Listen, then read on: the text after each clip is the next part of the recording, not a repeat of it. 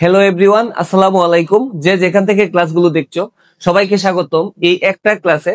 নবম দশম শ্রেণীর ফিজিক্স বইয়ের গুরুত্বপূর্ণ একটা অধ্যায় তরঙ্গ ও শব্দ। এই অধ্যায়টা এই একটা ক্লাসে এই প্রথম থেকে শেষ পর্যন্ত যে বেসিক আছে শেষ করে দেওয়া হবে, ঠিক আছে? তো এই ক্লাসটা তারা প্রথম থেকে শেষ পর্যন্ত দেখবা।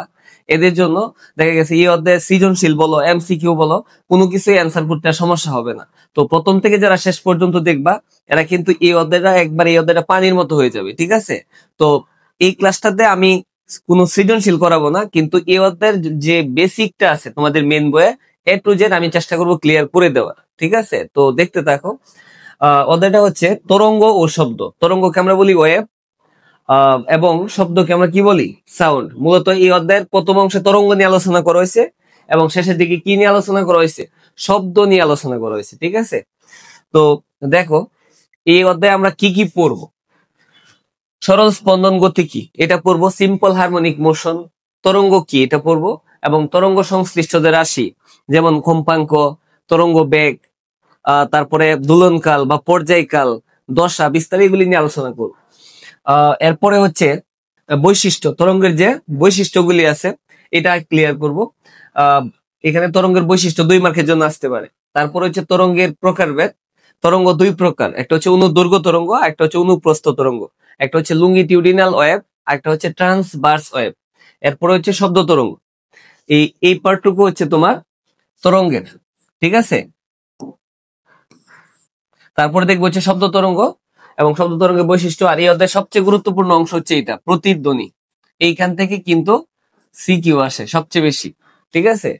আর শব্দের বেগের যে পার্থক্য, এই সূত্রটা ইউজ করে আমাদের করতে হবে গাণিতিক সমস্যাগুলি।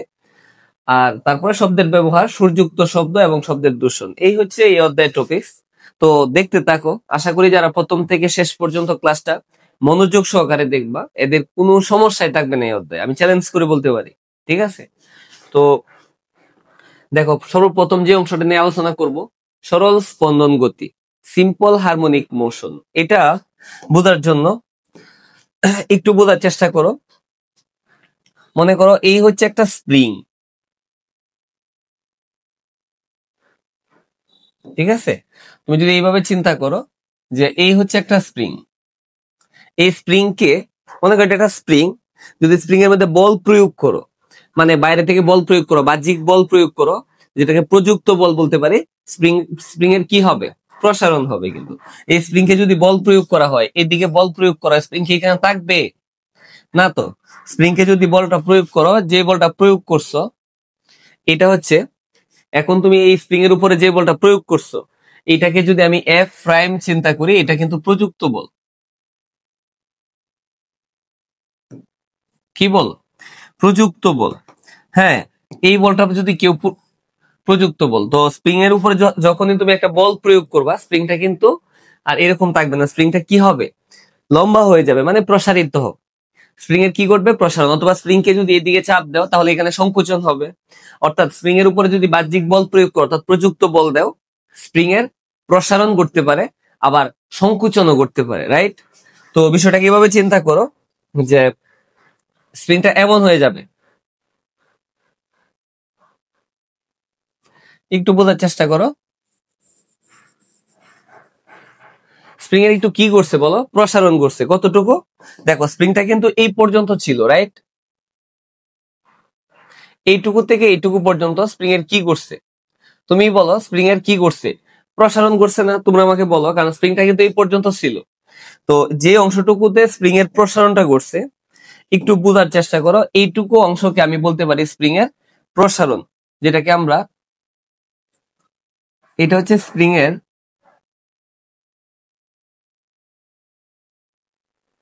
প্রসারণ, যেটাকে আমরা এক্স দ্বারা প্রকাশ করি। সংকুচন হোক প্রসারণ হোক, এটাকে আমরা এক্স দ্বারা প্রকাশ করব, ঠিক আছে? তো এইটুকু হচ্ছে স্প্রিং এর কি করছে। তো বাহ্যিক বল প্রয়োগ করার কারণে, বাইরে থেকে বল প্রয়োগ করার কারণে এইটুকু অংশ স্প্রিং এর প্রসারণ করছে, রাইট? তো একটা জিনিস বোঝার চেষ্টা করো, স্প্রিংটা কিন্তু তুমি যদি দেখো এইটুকু অংশ কি করছে বলো, এইটুকু প্রসারণ করছে। আবার স্প্রিং কে যদি ছেড়ে দেওয়া হয়, সে কি এখানে থাকবে? না তো। স্প্রিংটা ছেড়ে দিলে কিন্তু আবার সে পূর্বের অবস্থায় এইখানে কিন্তু চলে আসবে, রাইট? এইদিকে চলে আসবে।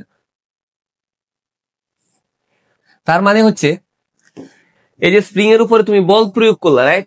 স্প্রিং এর উপরে বল প্রয়োগ করাতে স্প্রিং এর যে প্রসারণটা ঘটছে, কিন্তু একটা স্প্রিং কে বল প্রয়োগ করে যখনই তুমি প্রসারণটা ঘটাইবা, যদি ছেড়ে দাও স্প্রিং কিন্তু এইখানে থাকবে না, আবার পূর্বের অবস্থানে ফিরে যাবে। তার মানে কি, যে আসলে তার ভিতরে একটা শক্তি জমা আছে স্প্রিং এর ভিতরে। তো দেখো যেদিকে প্রসারণ ঘটাইছো তার বিপরীত দিকে কিন্তু স্প্রিংটা আসতে চায়, কারণ যখনই তুমি বল দেখো প্রযুক্ত বল দিয়ে যখন স্প্রিং এর প্রসারণ ঘটাইছো, যদি এখান থেকে ছেড়ে দাও স্প্রিং কিন্তু এখানে থাকবে না, আবার পূর্বের অবস্থানে ফিরে আসবে। অর্থাৎ কোন একটা গতি যদি এমন হয়, সম্পূর্ণ গতির একটা অংশ যেদিকে গতিশীল তার বাকিটুকু যদি তার বিপরীত দিকে গতিশীল থাকে, এই ধরনের গতিকে বলা হয় সরল স্পন্দন গতি। তার মানে সম্পূর্ণ গতির একটা অংশ যেদিকে গতিশীল, বাকিটুকু যদি তার বিপরীত দিকে গতিশীল থাকে, এই ধরনের গতিকে আমরা বলবো সরল স্পন্দন গতি। তুমি এভাবেও চিন্তা করতে পারো বিষয়টাকে, যে এইটা মনে করো একটা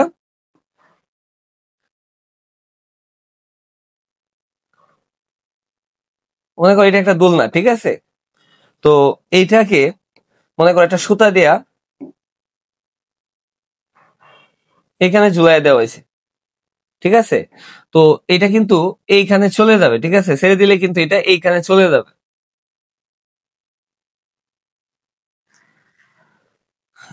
একটু বোঝার চেষ্টা করো, এইখানে চলে যাবে। অর্থাৎ একটা মনে করো একটা বস্তুকে যদি দুলতে দেওয়া হয়, যে এইখানে যদি এখান থেকে ছেড়ে দেওয়া হয়, মনে করো উপর থেকে সুতা দিয়ে বেঁধে একটা বস্তুকে যদি এইভাবে ছেড়ে দেওয়া হয়, বস্তুটা কিন্তু একবার এই যে এখানে যাবে, তারপর কিন্তু আবার আসবে, আবার যাবে, আবার আসবে। তার মানে মনে করো এ স্থান থেকে যাত্রা শুরু করছে, একটু বোঝার চেষ্টা করো। তার মানে মনে করো এ থেকে যাত্রা শুরু করছে, সে কোথায় গেছে? বিতে, রাইট? তো এ থেকে যদি বিতে যায়, এই যে একবার গেল এ থেকে বিতে, তার মানে কিন্তু একটা পর্যায় সম্পূর্ণ হয় নাই। তো একটা পর্যায় কখন সম্পূর্ণ হবে? একবার এ থেকে বিতে গিয়ে যদি আবার পূর্বের অবস্থানে ফিরে আসে, তখন একটা পর্যায় সম্পূর্ণ হবে। অর্থাৎ সম্পূর্ণ গতির একটা অংশ যেদিকে গতিশীল, একটা অংশ যেদিকে গতিশীল, তার বাকিটুকু যদি তার বিপরীত দিকে গতিশীল থাকে, একটা অংশ যেদিকে গতিশীল, দেখো একবার যাবে আবার পূর্বের অবস্থানে ফিরে আসতে হবে। তার মানে একটা পর্যায় সম্পূর্ণ হওয়ার জন্য এই বস্তুটা এ থেকে বিতে যাবে, আবার বি থেকে এতে আসলে একটা পর্যায় সম্পূর্ণ হবে, রাইট? তো এই যে যাবে, যাওয়ার সময়, তার মানে যাওয়া এবং আসা যদি একবার যায় এবং আরেকবার ফিরে আসে পূর্বের অবস্থানে, তখন একটা পর্যায় সম্পূর্ণ হয়। অর্থাৎ সম্পূর্ণ গতির একটা অংশ যেদিকে গতিশীল, বাকিটুকু যদি তার বিপরীত দিকে গতিশীল থাকে, এই ধরনের গতিকে আমরা বলি সরল স্পন্দন গতি বা সিম্পল হারমোনিক মোশন। এখানেও আমি একই জিনিস বলতে চাইছি, স্প্রিং এর যে প্রসারণটা ঘটাইছো, এই যে স্প্রিংটা একবার এই পর্যন্ত গেল, ছেড়ে দিলে আবার পূর্বের অবস্থানে ফিরে আসবে। তার মানে সম্পূর্ণ গতির একটা অংশ যেদিকে গতিশীল, বাকিটুকু যদি তার বিপরীত দিকে গতিশীল থাকে, এই ধরনের গতিকে আমরা বলি সরল স্পন্দন গতি। আশা করি তোমাদের কাছে সরল স্পন্দন গতিটা ক্লিয়ার। তো আমাকে একটু বলো তো, যে তুমি যে বল এই যে প্রসারণটা ঘটাইছো কোন বলের কারণে? প্রযুক্ত বলের কারণে, রাইট? প্রসারণ ঘটাইছো কোন বলের কারণে? প্রযুক্ত বলের কারণে প্রসারণ ঘটছে। কিন্তু এখানে কি থাকতে চাই? না তো, স্প্রিংটা আবার পূর্বের অবস্থানে ফিরে আসতে চাই। তার মানে কি এইটার ভিতরে এই যে এইটুকু পর্যন্ত প্রসারিত করার পরে আবার যে পূর্বের অবস্থানে আসতে চাই, কেন আসতে চাই? তার মানে এটার ভিতরে আরেকটা বল জমা থাকে, এই বলটাকে আমি এফ দ্বারা প্রকাশ করব। এই যে এফ, এটা হচ্ছে প্রত্যয়নী বল। কি বল?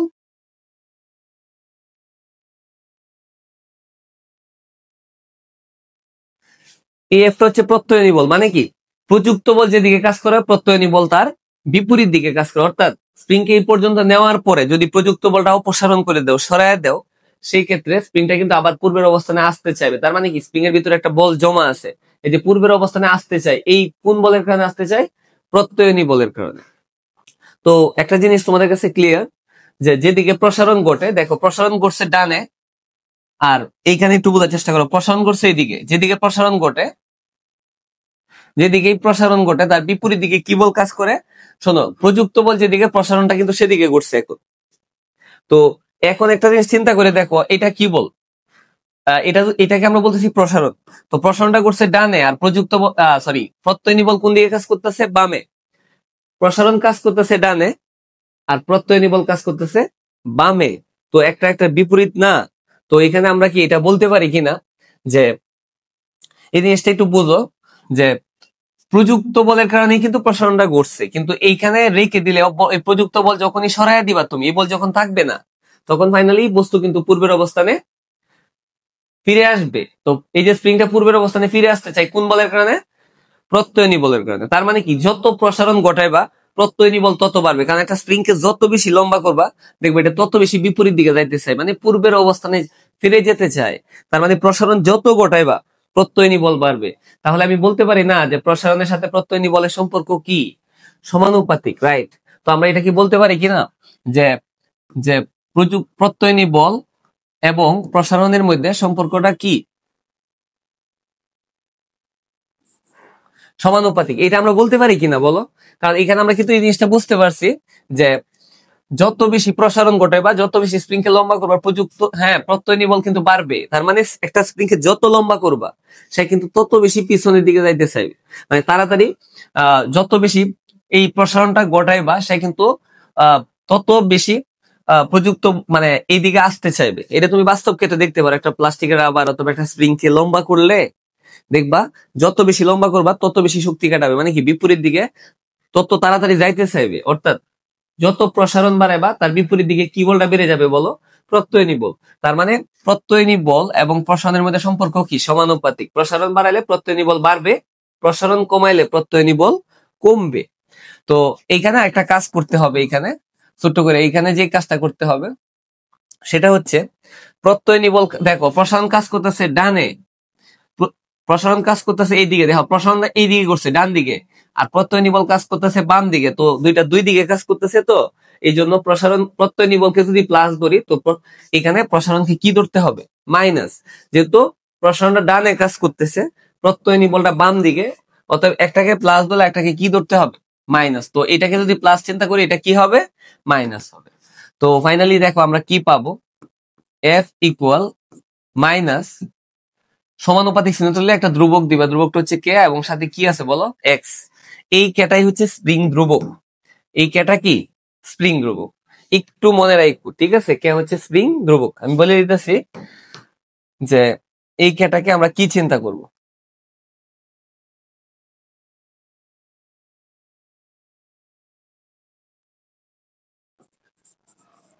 স্প্রিং ধ্রুবক, ঠিক আছে? তো সমানুপাতিক চিহ্ন তুললে একটা ধ্রুবক দিলাম, এই ধ্রুবকটা হচ্ছে স্প্রিং ধ্রুবক। তো স্প্রিং ধ্রুবকের এককটা যদি একটু দেখি, তো দেখো এখানে কি বের করছো সমীকরণটা? এফ ইকুয়াল কি?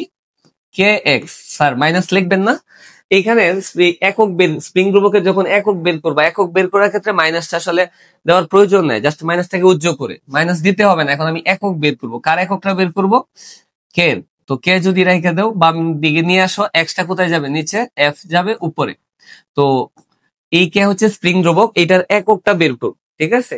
তো এফ হচ্ছে বল, বলের একক কি বাবুরা? বলের একক হচ্ছে নিউটন, তাই না? আর এক্স হচ্ছে কি? প্রসারণ। প্রসারণ বলো, সংকোচন বলো, এগুলি হচ্ছে দৈর্ঘ্য। আর দৈর্ঘ্যের এককটা কি লিখি আমরা? মিটার। তো মিটারের পাওয়ার কিন্তু কিছু না থাকলেও কি আছে? 1। তো ফাইনালি এটা কি লেখা যাবে? Newton metre inverse 1।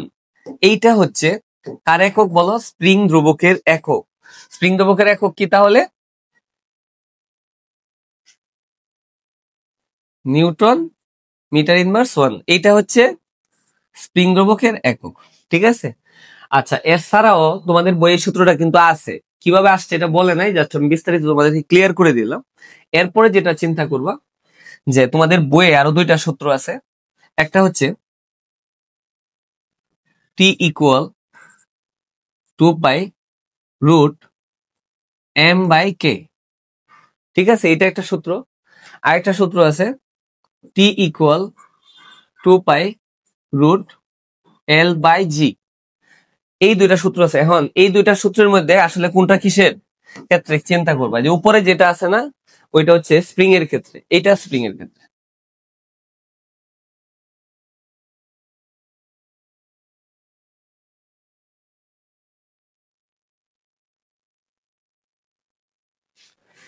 ঠিক আছে, এটা হচ্ছে স্প্রিং এর ক্ষেত্রে। আর এই যে সূত্রটা আছে না, এইখানে যে চিন্তাটা করতে পারো যে এটা হচ্ছে যেহেতু L/g, এটা হচ্ছে সরল দোলকের যে দৈর্ঘ্য, এটা হচ্ছে সরল দোলকের ক্ষেত্রে, ঠিক আছে?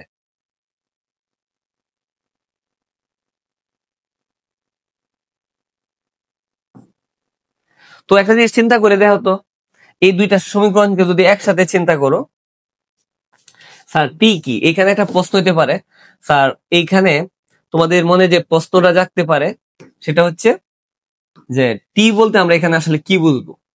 টিটা হচ্ছে আসলে এখানে টাইম পিরিয়ড। একটু মনে রাখো, টি হচ্ছে টাইম পিরিয়ড। অর্থাৎ এখানে আমরা এটা বলতে বুঝতে চাইতেছি যে টাইম পিরিয়ড হচ্ছে এখানে পর্যায়কাল বা দোলনকাল। ঠিক আছে,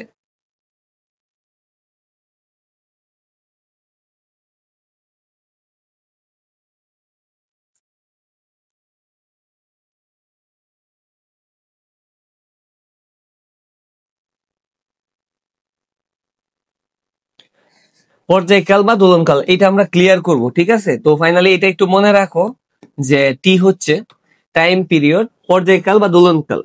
আর এম মানে কি, এটা হচ্ছে বোর, আর কে হচ্ছে স্প্রিং রূপক, আর এল হচ্ছে কি, এটা সুতার দৈর্ঘ্য, আর জি হচ্ছে অভিকর্ষজ ত্বরণ। তো দেখো তো যে দুইটা সূত্র লেখা হয়েছে, দুইটা সূত্রের ক্ষেত্রে একটা জিনিস লক্ষ্য করে দেখো, বাম দিকে কিন্তু এই যে প্রথম যে সূত্রটা আছে এটাও বাম দিকে কি আছে, টি আছে, মানে কি দোলনকাল বা পর্যায়কাল। আর এই যে দ্বিতীয় সূত্র এটাও বাম দিকে টি, তো বাম দিকে দুই, এইখানেও পর্যায়কাল এখানেও পর্যায়কাল। তো বাম পক্ষ আর বাম পক্ষ যেহেতু সমান আছে, যদি বাম পক্ষ আর বাম পক্ষ বাদ দিই, ডান পক্ষ সমান সমান কি লেখা যাবে, ডান পক্ষ লেখা যাবে। তো এইখান থেকে এটাকে যদি আমি 1 নং চিন্তা করি, এটাকে যদি আমরা 2 নং সমীকরণ চিন্তা করি, তো দেখো টি টি বাদ যাবে, বাম পক্ষ সেম, যদি বাদ দাও তো ডান পক্ষ কি আছে দেখো, 2 pi root M by K equal কি হবে, 2 পাই রুট এল বাই জি। আশা করি বুঝছো, বাম পক্ষ বাদ দিলে ডান পক্ষ ইকুয়াল ডান পক্ষ। তো ফাইনালি এখান থেকে কি কি কাটা যাবে দেখো, এদিকে 2 পাই এবং 2 পাই যদি কাটো তো কি থাকবে একটু বুঝো তো, এখানে কি থাকবে, M by K root M by K root L by G. এখন দুই দিক থেকে আমরা রুটটা কেটে দিব না, তো রুট কেটে দিলে কি থাকবে, M by K L by G. কি বুঝতে পারছো কিনা, এইটা আমাদের একটু মনে রাখা উচিত, কারণ এই সূত্রটা দিয়ে দেখা গেছে অনেক সময় হয়তো এল দেওয়া থাকতে পারে, এল, হ্যাঁ সুতার দৈর্ঘ্য দেওয়া থাকবে, জি তো আমরা জানি 9.8, কে দেওয়া থাকবে, এম চাইতে পারে, তো এটা আমাদের একটু জানা উচিত। ঠিক আছে, তো এই অংশটুকু একটু ভালো করে আমাদের বুঝতে হবে, এবং এই সূত্রগুলি, এই বিশেষ করে এই সূত্র থেকেও এমসিকিউ আসে। আমি একটু দেখায় দিই, তাহলে হয়তো তোমাদের জন্য বিষয়টা একটু সহজ হবে। দেখো এখানে কি আছে সূত্রটা, টি ইকুয়াল কি, এখানে দেখো টি ইকুয়াল কি লেখা আছে, 2 পাই রুট এল বাই জি। তো আমরা যদি স্কোয়ার এখানে রুটটাকে তুলতে চাই, তাহলে আমাদের কি করতে হবে একটু বুঝো, যদি রুটকে তুলতে চাই তো বর্গ করতে হবে, স্কোয়ার দিতে হবে, 2 পাই রুট এল বাই জি, এদিকেও কি দেওয়া লাগবে, স্কোয়ার, জাস্ট বর্গ করে দিলাম রুটকে তোলার জন্য। তো এখানে এদিকে কি থাকবে দেখো, টি স্কোয়ার, এই স্কোয়ারটা 2 কে পাইলে 4, আর স্কোয়ারটা পাই কে পাইলে কি হবে, পাই স্কোয়ার, আর কি হবে এল বাই জি। কি বুঝতে পারছো কিনা, তো টি স্কোয়ার, স্কোয়ারটা 2 কে পাইলে 4, আর পায়ের পাইলে পাই স্কোয়ার, রুট স্কোয়ারে কাটা গেলে এল বাই জি। এখান থেকে আমাদের জি এর মান অথবা এল এর মান বের করা লাগতে পারে। তো যদি বের করতে হয় এই অংশটা এদিকে দিয়ে নিয়ে আসে বড়, 4 pi square L by g equal কি, টি স্কোয়ার। ঠিক আছে, এই পার্টটুকুকে এদিকে আনলাম আর টি স্কোয়ারকে ডানে পাঠাই দিলাম। এখন প্রশ্ন দেওয়া এখান থেকে কি বের করবো, তুমি যে কোনো এখান থেকে বের করতে পারো।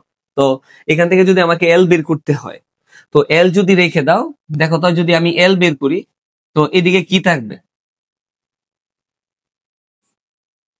যদি এলটা বের করতে চাই দেখো এল এর সাথে কি আছে, 4 পাই স্কোয়ার, কারণ গুণ তো এল কিন্তু 4 পাই স্কোয়ারটা কিন্তু উপরে, এল এর সাথে 4 পাই স্কোয়ারের গুণ সম্পর্ক, তো এল রেখে দিলে 4 পাই স্কোয়ারটা কোথায় যাবে, গুণ থাকলে ভাগ, 4 পাই স্কোয়ার যাবে নিচে, আর এই যে জি টি স্কোয়ারটা কোথায় যাবে, উপরে। এই সূত্র দিয়ে কিন্তু আমরা প্রয়োজনে এল এর মানটাও কিন্তু বের করতে পারবো। ঠিক আছে, তো এইভাবে প্রথম সমীকরণটা নিয়েও কাজ করা যাবে। আশা করি তোমাদের বইয়ের প্রথম পেজটা, ওদের প্রথম পেজটা নিয়ে জাস্ট আলোচনা করছি, না বোঝার মতো কিছু নাই। যদি না বুঝো অবশ্যই আমাকে কমেন্টসে জানিও। ঠিক আছে, তো ফিজিক্স কেমিস্ট্রি বলো বা বায়োলজি বলো, হ্যাঁ সায়েন্সের যে বইগুলি আছে প্রত্যেকটা বইকে আসলে এখানে মুখস্থ করে হবে না। যে অনেক ক্ষেত্রে কি হয় যে জাস্ট বইয়ের দেখা গেছে তোমরা বইয়ের শুধু সংক্ষিপ্ত প্রশ্নগুলি পড়ো আর শুধু সূত্রগুলি করে তোমরা সৃজনশীল করে ফেলো, এতে কি হবে, বেসিকের অনেক ঘাটতি থাকবে। বইয়ের থিওরির যে এই যে আসল সূত্রগুলি কিভাবে আসছে, যে পরিবর্তনগুলি, যদি বইয়ের বেসিকটা একটু জেড তোমার কাছে ক্লিয়ার না থাকে, তো হয়তো দেখা গেছে কয়েকটা সূত্র পড়ে সৃজনশীল দিতে পারবা, কিন্তু দিন শেষে কিন্তু তোমার মধ্যে অনেকটা গ্যাপ থেকে যাবে, যেটা পরবর্তীতে কিন্তু সমস্যা হবে। এই জন্য ফিজিক্সটা ভালোভাবে, মানে ফিজিক্স এবং কেমিস্ট্রি দুইটার কথাই বলতেছি, ভালো করে যদি তোমরা পারতে চাও, তোমরা যদি চাও যে সৃজনশীলটা তোমরা নিজে নিজেই অ্যান্সার করবা বুঝে বুঝে, এই ক্ষেত্রে তোমাদের কাজ হবে বইয়ের বেসিকটাকে আগে এ টু জেড ক্লিয়ার করে নেওয়া, ঠিক আছে? তারপরে হচ্ছে কি, এই অধ্যায়ের যে সৃজনশীল গুলি আছে দেখা। এই অধ্যায়ে আমি অলরেডি 24 সালের সৃজনশীল গুলি আপলোড করে ফেলছি, ঠিক আছে? 24 সালগুলি দেখে ফেলবা, এর ভিতরে এই অধ্যায়টা তো বেসিক আপলোড হয়ে যাবে। তো বেসিকটা দেখার পরে 24 সাল এবং 25 সালের ভিডিও গুলি পেয়ে যাবে, ঠিক আছে? 25 সালে এই অধ্যায় থেকে যে প্রশ্নগুলি আসছে, তখন ফার্স্ট কাজ হচ্ছে এই বেসিকটা ক্লিয়ার করা, তারপরে হচ্ছে সৃজনশীল গুলি দেখলে আশা করি এই অধ্যায়ে কোনো সমস্যা থাকবে না, ঠিক আছে? তো এরপরে দেখো কি বলছে, তরঙ্গ কি? হ্যাঁ, তরঙ্গকে আমরা ইংলিশে কি বলি? ওয়েভ।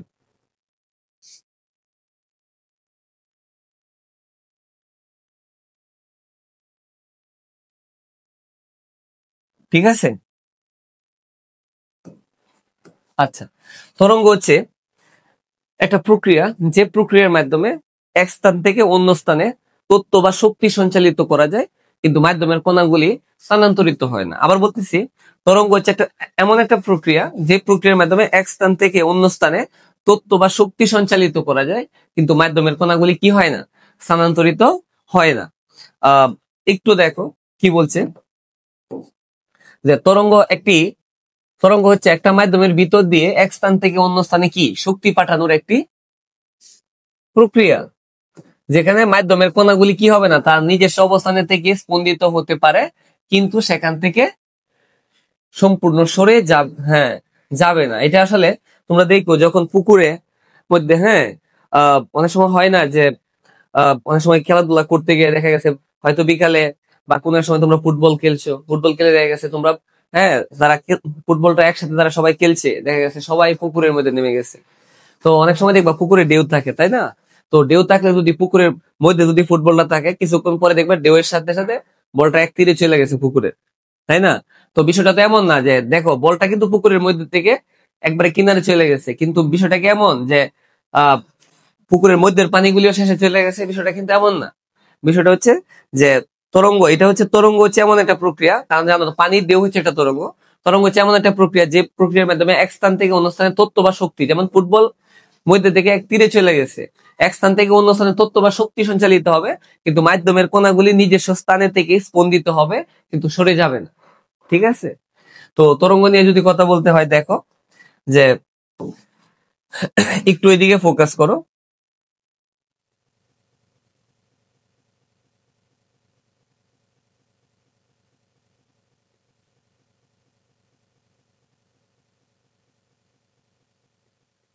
সবাই একটু দেখো, এই যে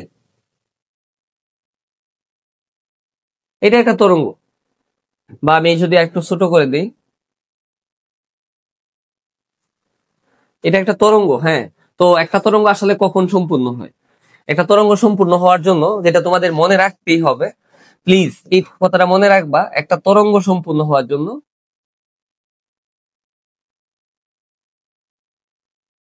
360 ডিগ্রি, একটা তরঙ্গ সম্পূর্ণ হওয়ার জন্য কত ডিগ্রি? 360 ডিগ্রি দশা পার্থক্য অতিক্রম করতে হবে। একটা তরঙ্গ সম্পূর্ণ হওয়ার জন্য কত ডিগ্রি? 360 ডিগ্রি দশা পার্থক্য অতিক্রম করতে হবে।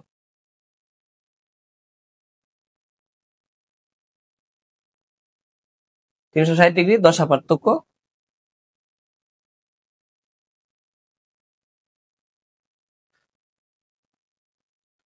স্যার বুঝলাম না বিষয়টা। তরঙ্গের সাথে 360 ডিগ্রি দশা পার্থক্য, এখানে একটু বোঝার চেষ্টা করো। এইটা দেখো, এখান থেকে যদি চিন্তা করো এই পর্যন্ত, কিন্তু যদি তুমি এটাকে এ ধরো, একটু ক্লিয়ারলি বুঝো, এটাকে যদি এ ধরো, এটাকে কি ধরতে পারো? বি। এটা বি ধরলে মনে করো এটাকে ধরলা সি, এইটাকে ধরলা ডি। তো একটু ভালো করে বুঝো, এই এ থেকে বিতে কিন্তু একটা তরঙ্গ সম্পূর্ণ হয়েছে। কিভাবে বুঝবো? কারণ এ থেকে বিতে যদি যাও, একটা জিনিস ক্লিয়ারলি বুঝো তো, যে এইখানে যদি তুমি পার্ট করো, কয়টা পার্ট হবে? এইখানে একটা, এইখানে একটা। তো তুমি যদি এটাকে এক ধরো, এটা হচ্ছে 2, 3, 4। তো এ থেকে বিতে গেলে দেখো এইখানে দুইটা পার্ট, এখানে 180 ডিগ্রি, কারণ 90, এইটুকু হচ্ছে 90। এইটুকু 90, 90 90, এইটুকু 180, এইটুকু 180, তার মানে 180 আর 180 কত? 360। তার মানে 360 ডিগ্রি গেলে দশা পার্থক্য অতিক্রম করলে একটা তরঙ্গ সম্পূর্ণ হয়, মানে একটা পূর্ণ স্পন্দন, একটা তরঙ্গ হওয়ার জন্য 360 ডিগ্রি দশা পার্থক্য অতিক্রম করতে হবে। বুঝতে পারছো কিনা? তো এখানে এটা একটু মনে রাখবো যে আমি যদি এখানে আরেকটা লেখা রাখি, পূর্ণ স্পন্দন,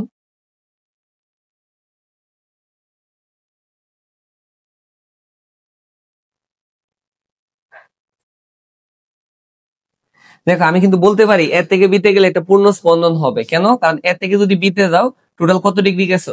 360। তো এখানে এ বি তে কিন্তু একটা পূর্ণ স্পন্দন সম্পন্ন হয়েছে।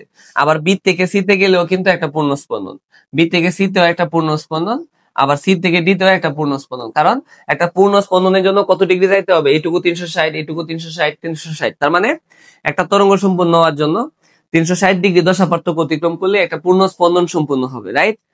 আচ্ছা, তো এখানে বুঝো আমি যদি এই বিন্দুকে, যদি আমি এই বিন্দুটাকে ই ধরতাম এবং এই বিন্দুটাকে এফ ধরতাম, আমি প্রশ্ন হচ্ছে এইখানে কি একটা পূর্ণ স্পন্দন সম্পূর্ণ হয় কিনা? অ্যান্সার হচ্ছে হ্যাঁ, এইখানে পূর্ণ স্পন্দন। কারণ এইটুকু থেকে যদি তুমি এইটুকু পর্যন্ত যাও, একটু বোঝার চেষ্টা করো তো, একটু বোঝার চেষ্টা করো। এইখানে হচ্ছে একটা পার্ট, এখানে কয়টা? 2 3, এখানে একটা 4। তার মানে তুমি এই বিন্দু থেকে, তুমি যদি এই বিন্দুতে যাও, তার মানে এই টোটাল ই থেকে এফ এ গেলে একটা পূর্ণ স্পন্দন। কারণ এইটুকু 90, এইটুকু 90, 90 90, 180 আর 180 কত? 360। তার মানে ই থেকে এফ ও একটা কি সম্পন্ন হয়েছে বলো? একটা পূর্ণ স্পন্দন সম্পন্ন হয়েছে, রাইট? তার মানে একটা পূর্ণ স্পন্দনের জন্য কত ডিগ্রি যাইতে হয়? 360 ডিগ্রি দশা পার্থক্য অতিক্রম করতে হয়। ঠিক আছে? আর এখানে একটু বলে দেই, এই যে তরঙ্গটা দেখলা, আমি যদি একটু আলাদা করে দেখাই, এখানে দেখানো যাবে, সমস্যা নেই, যে এই যে অবস্থাটা, একটা তরঙ্গ সর্বোচ্চ উঠলে এই পর্যন্ত উঠতে পারবে, এটাকে বলা হয় তরঙ্গর শীর্ষ। এটাকে কি বলা হয়? তরঙ্গ শীর্ষ বিন্দু।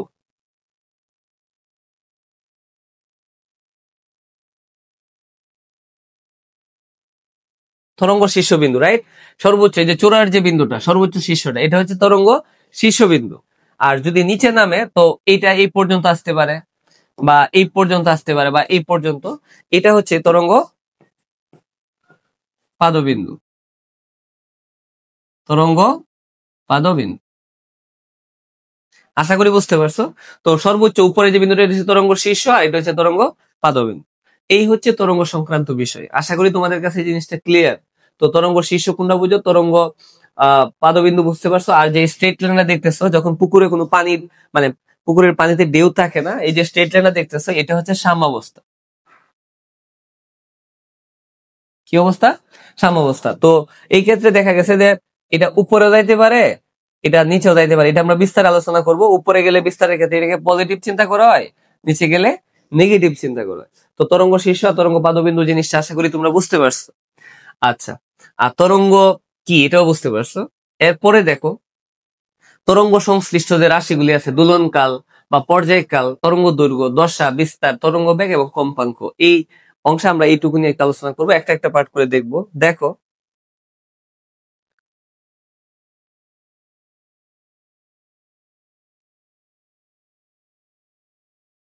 একটু এদিকে মনোযোগ দাও। আসলে ফিজিক্সে ভালো করতে গেলে এটা আসলে অন্তরে ধারণ করতে হবে। এটা যদি তোমার কাছে কঠিন মনে হয় তাইলে কিন্তু আর হবে না। জাস্ট বুঝে, হ্যাঁ, বুঝে পড়ার চেষ্টা করতে হবে। তো একটু দেখো, এইটা মনে করো একটা তরঙ্গ, ঠিক আছে? এটা তরঙ্গ চিন্তা করলাম। তো তুমি আমাকে বলো তো, এই পর্যন্ত গেলে, এইখান থেকে এই পর্যন্ত গেলে একটা কি সম্পূর্ণ হয়েছে? একটা পূর্ণ স্পন্দন সম্পূর্ণ হয়েছে না? ঠিক আছে। আবার যদি এই পর্যন্ত যায়, এখানে হবে, কারণ 360 ডিগ্রি গেছে। আবার যদি এই বিন্দুতে যায়, তাও হবে।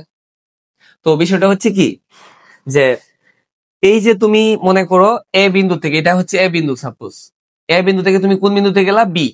তো এই যে এ থেকে তুমি বি তে গেলা, অথবা বি থেকে সি তে, অথবা সি থেকে ডি তে, মনে করো বি থেকে সি অথবা সি থেকে ডি। দেখো তো এইটুকু 360, এইটুকু 360, এইটুকুও কত? 360। তার মানে এই টোটালটাতে একটা পূর্ণ স্পন্দন সম্পূর্ণ হয়েছে, রাইট?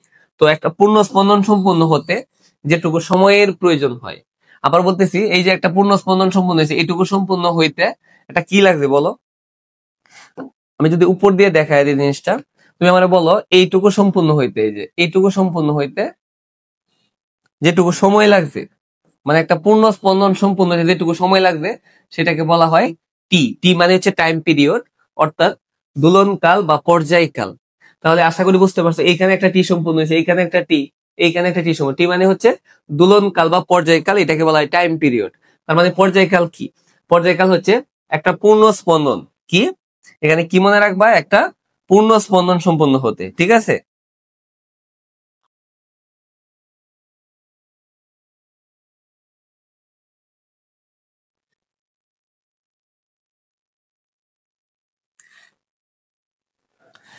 একটু দেখো, একটা পূর্ণ স্পন্দন সম্পূর্ণ হতে, মানে এর থেকে বিতে গেলে একটা পূর্ণ স্পন্দন সম্পূর্ণ, একটা পূর্ণ স্পন্দন সম্পূর্ণ হতে যেটুকু সময় লাগে সেটাকে বলা হয় পর্যায়কাল বা দোলনকাল, যেটাকে টি দ্বারা প্রকাশ করা হয়। পর্যায়কাল বা দোলনকালকে কি দ্বারা প্রকাশ করা হয়? টি। তবে এটা মনে রাখো, পর্যায়কাল বা দোলনকালের একক হচ্ছে সেকেন্ড, ঠিক আছে, যেহেতু সময়ের বিষয়। তো পর্যায়কালটা ক্লিয়ার, একটা পূর্ণ স্পন্দন সম্পূর্ণ হতে যেটুকু সময়ের প্রয়োজন হয় সেটাকে বলা হয় দোলনকাল বা পর্যায়কাল।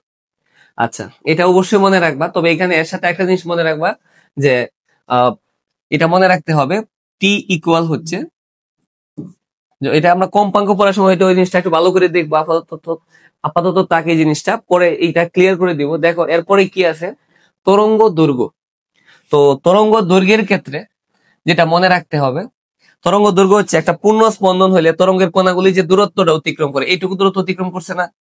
তুমি মানে বলো যে এর থেকে বিতে গেলে একটা কি সম্পূর্ণ হয়েছে? পূর্ণ স্পন্দন। পূর্ণ স্পন্দন সম্পূর্ণ হতে যেটুকু সময় লাগে সেটা হচ্ছে টি, পর্যায়কাল। আর একটা পূর্ণ স্পন্দন সম্পূর্ণ হলে তরঙ্গের কণাগুলি যে দূরত্বটা অতিক্রম করে, যে দূরত্বটা অতিক্রম করে সেটাকে বলা হয় তরঙ্গ। তরঙ্গকে কি দ্বারা প্রকাশ করা হয়? ল্যামডা, এটাকে ল্যামডা বলে। ল্যামডা, এটা হচ্ছে তরঙ্গ দৈর্ঘ্য, ঠিক আছে। তো তরঙ্গ দৈর্ঘ্যকে কি দ্বারা প্রকাশ করা হয়? ল্যামডা দ্বারা প্রকাশ করা হয়, ঠিক আছে। তো এখানে একটু মনে রাখবা, একটা পূর্ণ স্পন্দন সম্পূর্ণ হতে বা একটা পূর্ণ স্পন্দন সম্পূর্ণ হতে তরঙ্গের কণাগুলি যে দূরত্বটা অতিক্রম করে সেটা হচ্ছে একটা তরঙ্গ দৈর্ঘ্য। এইটুকু যদি একটা তরঙ্গ দৈর্ঘ্য হয়, এটাও একটা কি বলো, তরঙ্গ দৈর্ঘ্য। এটাও একটা তরঙ্গ দৈর্ঘ্য, ঠিক আছে। এই পার্টটুকুকেও আমি বলতে পারবো একটা ল্যামডা। এই পার্টটুকুকে আমি কি বলতে পারবো? একটা ল্যামডা। কি বুঝতে পারছো কিনা? হ্যাঁ, অর্ধেক হইতে পারে, যদি অর্ধেকটা যাইতো তো ল্যামডা বাই টু হইতো, অর্ধেক হইতো তরঙ্গ দৈর্ঘ্য। তার মানে একটা তরঙ্গ দৈর্ঘ্য সম্পূর্ণ কখন হয়?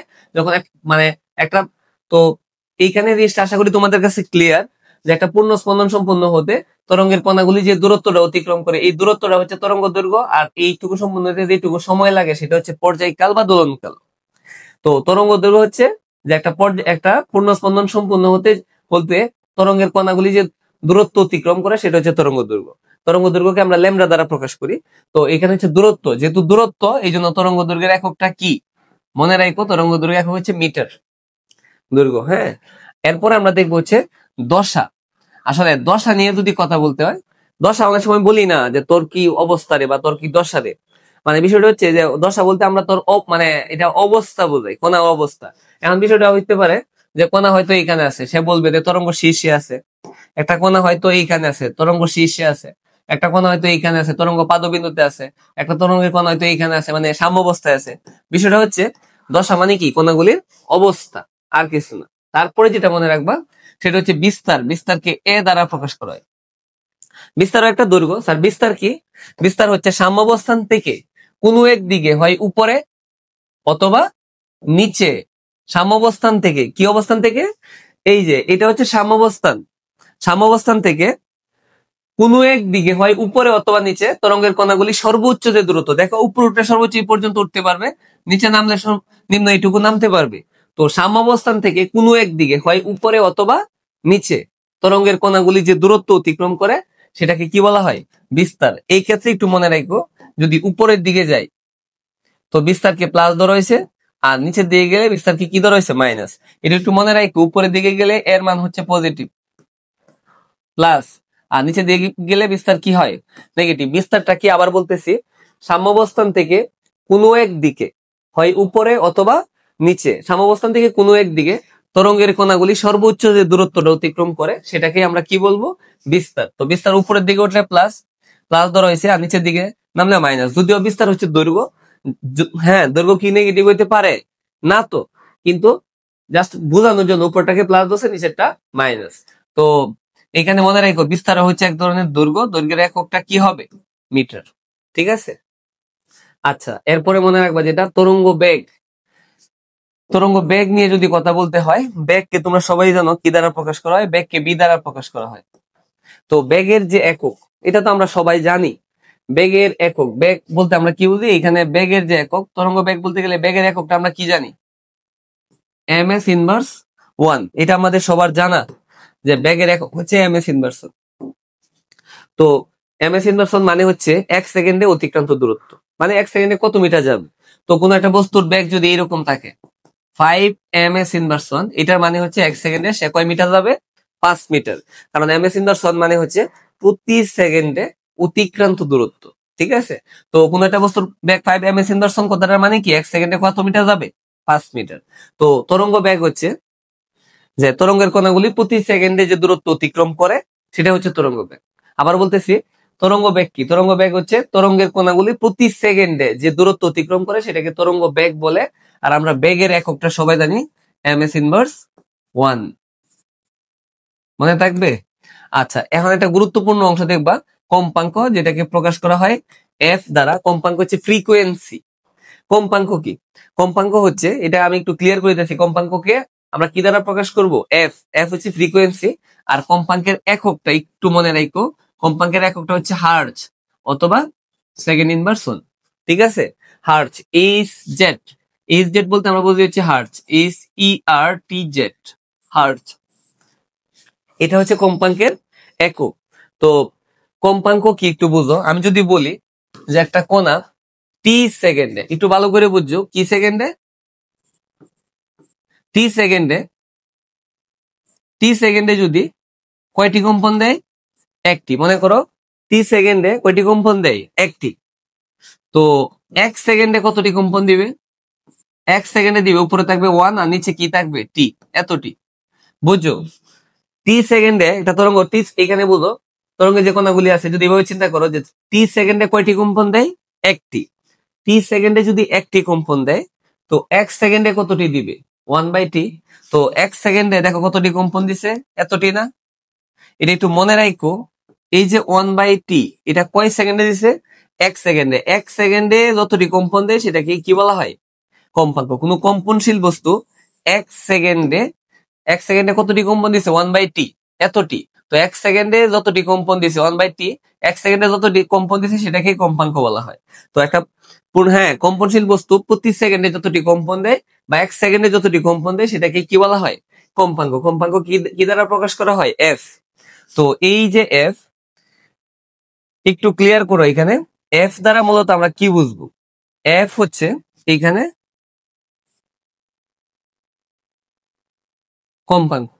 স্যার টি দ্বারা কি বুঝবো, টি হচ্ছে দোলনকাল বা পর্যায়কাল।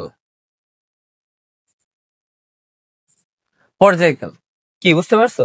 তো কম্পাঙ্কের একক আমরা সবাই জানি হার্জ, আর দোলনকাল বা পর্যায়কালের একক কি, সেকেন্ড। তো এটা কিভাবে এখানে দেখো কিভাবে চিন্তা করবা, এটা যে যে সূত্রটা শিখছো যে এফ ইকুয়াল 1/t। তো উপরে 1t কি থাকবে, নিচে কি আছে দেখো তো, নিচে আছে টি। টি বলতে কি বুঝো, টি মানে হচ্ছে পর্যায়কাল। পর্যায়কালের একক কি, সেকেন্ড। তো সেকেন্ডের পর কি আছে 1, এটাকে আমরা কি লিখতে পারি, এস ইনভার্স 1।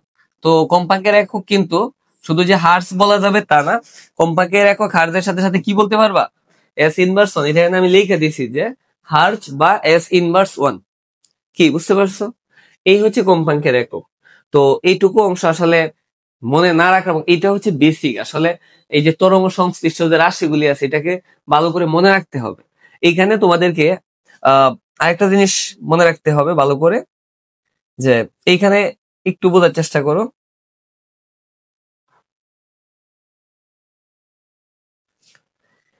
আরেকটা সমীকরণ তোমাদেরকে একটু মাথায় রাখতে হবে, এই সমীকরণটা বি ইকুয়াল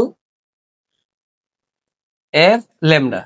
প্লিজ বাবুরা এই সূত্রটা তোমাদেরকে মনে রাখতে হবে, বি ইকুয়াল এফ ল্যামডা। আচ্ছা, এখানে যে v equal f lambda, sir কোনটা দ্বারা কি বুঝাইছেন যদি একটু ক্লিয়ার করতেন, একটু বুঝো তো। বি মানে কি, তরঙ্গ বেগ। এফ মানে কি, কম্পাঙ্ক। আর কম্পাঙ্ক আর ল্যামডা বলতে আমরা কি বুঝি? তরঙ্গ দৈর্ঘ্য। তো ফাইনালি এখানে একটু বোঝার চেষ্টা করো, বি মানে হচ্ছে তরঙ্গ বেগ, তরঙ্গ বেগ, আর এফ হচ্ছে কি? কম্পাঙ্ক। আর এখানে ল্যামডা বলতে আমরা কি বুঝি? তরঙ্গ দৈর্ঘ্য। এই সূত্র দিয়ে কিন্তু অনেক অঙ্ক করতে হবে। তো B equal f lambda, v হচ্ছে তরঙ্গ বেগ, এফ হচ্ছে কম্পাঙ্ক, আর ল্যামডা হচ্ছে কি? তরঙ্গ দৈর্ঘ্য। এককটা একটু মনে রাখো, যে তরঙ্গ বেগের একক আমরা সবাই জানি এম এস ইনভার্সন। কম্পাঙ্কের একক আমরা কি জানি? কম্পাঙ্কের একক আমরা জানি হার্জ, বা হার্জ বলা যেতে পারে, বা সেকেন্ড ইনভার্সন। আর তরঙ্গ বেগ, তরঙ্গ দৈর্ঘ্য, দৈর্ঘ্যের একক কি? মিটার। ঠিক আছে, এটা দিয়ে কিন্তু আমাদের অঙ্ক করতে হবে, অনেক অঙ্ক করতে হবে এটা। V equal f lambda. তবে এখানে একটু বেসিক বলে দিই, এই অঙ্ক করার ক্ষেত্রে বি যখন থাকবে, যদি বলে একই মাধ্যম, তাহলে বেগ সেম হবে। একই মাধ্যম বলা মানে কি? যদি বলে বায়ু মাধ্যম, তো বায়ু মাধ্যমে বেগ তো সেমই হবে। বায়ুতে আমরা জানি শব্দের বেগ 330 এমএস ইনভার্সন, মানে 1 সেকেন্ডে বায়ুতে শব্দ কতটুকু যাইতে পারে? 330 মিটার। তো বি এর যে মান, এটা হচ্ছে 330। হ্যাঁ, তোমরা জানো যে বায়ুতে শব্দের বেগ হচ্ছে 330 হয়, বা এমএস ইনভার্সন। এটা হচ্ছে বায়ুতে, পানিতে হলে অন্যরকম মান আসবে, এই হচ্ছে বিষয়। তো এটা একটু মনে রাখো, ঠিক আছে। আর এই যে এফ, এফ হচ্ছে কম্পাঙ্ক, আর ল্যামডা হচ্ছে কি? তরঙ্গ দৈর্ঘ্য। তাহলে যখনই বলবে যে একই মাধ্যম, সেক্ষেত্রে বেগ একই থাকবে, বি এক থাকবে, আর এইগুলি পরিবর্তন হইতে পারে, পরিবর্তন হবে, বি কনস্ট্যান্ট থাকবে। আর যদি বলে একই উৎস, মানে একটা উৎস থেকে শব্দ আসছে, সেই ক্ষেত্রে কম্পাঙ্ক কনস্ট্যান্ট থাকবে। আবার বলতেছি, একটু লেখা দেয়, যদি একই মাধ্যম বলে, একই মাধ্যম বলে, সেই ক্ষেত্রে বি কি হবে? কনস্ট্যান্ট হবে। কনস্ট্যান্ট মানে কি? ধ্রুবক। মানে এটা চেঞ্জ হবে না। বেগ একই মাধ্যম মানে বেগ একই হবে, কনস্ট্যান্ট হবে। আর যদি বলে একই উৎস, তার মানে কি? একটা হয় একই উৎস থেকে আসছে, মনে করো শব্দটা হয় হারমোনিয়াম থেকে আসছে, না হয় বাঁশি থেকে, একটা জায়গা থেকে আসছে, একই উৎস থেকে আসছে, সেই ক্ষেত্রে কি কনস্ট্যান্ট থাকবে? কম্পাঙ্ক কনস্ট্যান্ট থাকবে, এটার কোনো পরিবর্তন হবে না। একটু মনে রাখো প্লিজ। ঠিক আছে, এরপরে দেখো তরঙ্গের যে বৈশিষ্ট্য। হ্যাঁ, তরঙ্গের বৈশিষ্ট্যগুলি একটু পড়তে হবে। তরঙ্গের বৈশিষ্ট্যের ব্যাপারে কি বলছে দেখো। এখানে কি বলার চেষ্টা করছে দেখো, এখানে একটা জিনিস মনে রাখো, যে শব্দ কিন্তু একটা যান্ত্রিক তরঙ্গ, আর যান্ত্রিক তরঙ্গের জন্য কিসের প্রয়োজন হয়? মাধ্যমের প্রয়োজন হয়। আহ আমি যে কথা বলতেছি, আমার সামনে একজন বসা থাকলে সে শুনবে। হ্যাঁ, এর কারণ কি? মাধ্যম হিসাবে বায়ু আছে। শব্দ একটা যান্ত্রিক তরঙ্গ, আর যান্ত্রিক তরঙ্গের জন্য কিসের প্রয়োজন হয়? মাধ্যমের প্রয়োজন হয়। ঠিক আছে, আচ্ছা। তো এখানে একটু দেখো কি বলছে, মাধ্যমের ভিতর দিয়ে তরঙ্গ যেতে থাকে। হ্যাঁ, তরঙ্গ একটা মাধ্যমের ভিতর দিয়ে যেতে থাকে, তখন কণাগুলি নিজস্ব স্থানে থেকে স্পন্দিত হয়, কিন্তু নিজেরা কি হয় না? সরে যায় না। হ্যাঁ, এটা আমি আগেই বলছি, যে তরঙ্গ একটা মাধ্যমের ভিতর দিয়ে যেতে থাকে, কিন্তু যাওয়ার সময় তত্ত্ব বা শক্তি এক স্থান থেকে অন্য স্থানে নেয়, কিন্তু মাধ্যমের কণাগুলি নিজস্ব স্থানে থেকে স্পন্দিত হয়। তো তরঙ্গ একটা মাধ্যমের ভিতর দিয়ে তরঙ্গ যেতে থাকে, তখন কণাগুলো নিজস্ব স্থানে থেকে কি হয়? স্পন্দিত হয়, কিন্তু নিজেরা সরে যায় না। এটা হচ্ছে একটা বৈশিষ্ট্য। আরেকটা মনে রাখবা, তরঙ্গে, হ্যাঁ, তরঙ্গের মাধ্যমে শক্তি এক স্থান থেকে অন্য স্থানে কি হতে পারে বলো? প্রবাহিত হতে পারে। বিষয়টা কি একটু মনে, আরেকটা জিনিস মনে রাখবা, যে তরঙ্গের মাধ্যমে শক্তি এক স্থান থেকে অন্য স্থানে প্রবাহিত হতে পারে। এটা আমি তরঙ্গের যে সংজ্ঞা ওইখানে বলে দিছি, যে তত্ত্ব বা শক্তি এক স্থান, তরঙ্গের মাধ্যমে তত্ত্ব বা শক্তি এক স্থান থেকে অন্য স্থানে যেতে পারে। তবে এটাও মনে রাখতে হবে, যে তরঙ্গের শক্তি যত বেশি হবে, বিস্তারটা কিন্তু তত বেশি হবে। ঠিক আছে, এখানে একটু মনে রাখো, তরঙ্গের যে শক্তিকে আমরা কি দ্বারা প্রকাশ করি? ই। তরঙ্গের বিস্তার হচ্ছে এ। তরঙ্গের শক্তি হচ্ছে বিস্তারের বর্গের সমানুপাতিক।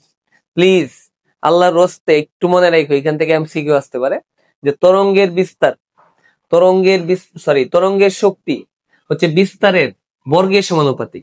তরঙ্গের শক্তি হচ্ছে বিস্তারের বর্গের সমানুপাতিক। এটা কেন বললাম? এখান থেকে কি এমসিকিউ আসতে পারে দেখো। যদি বলে বিস্তার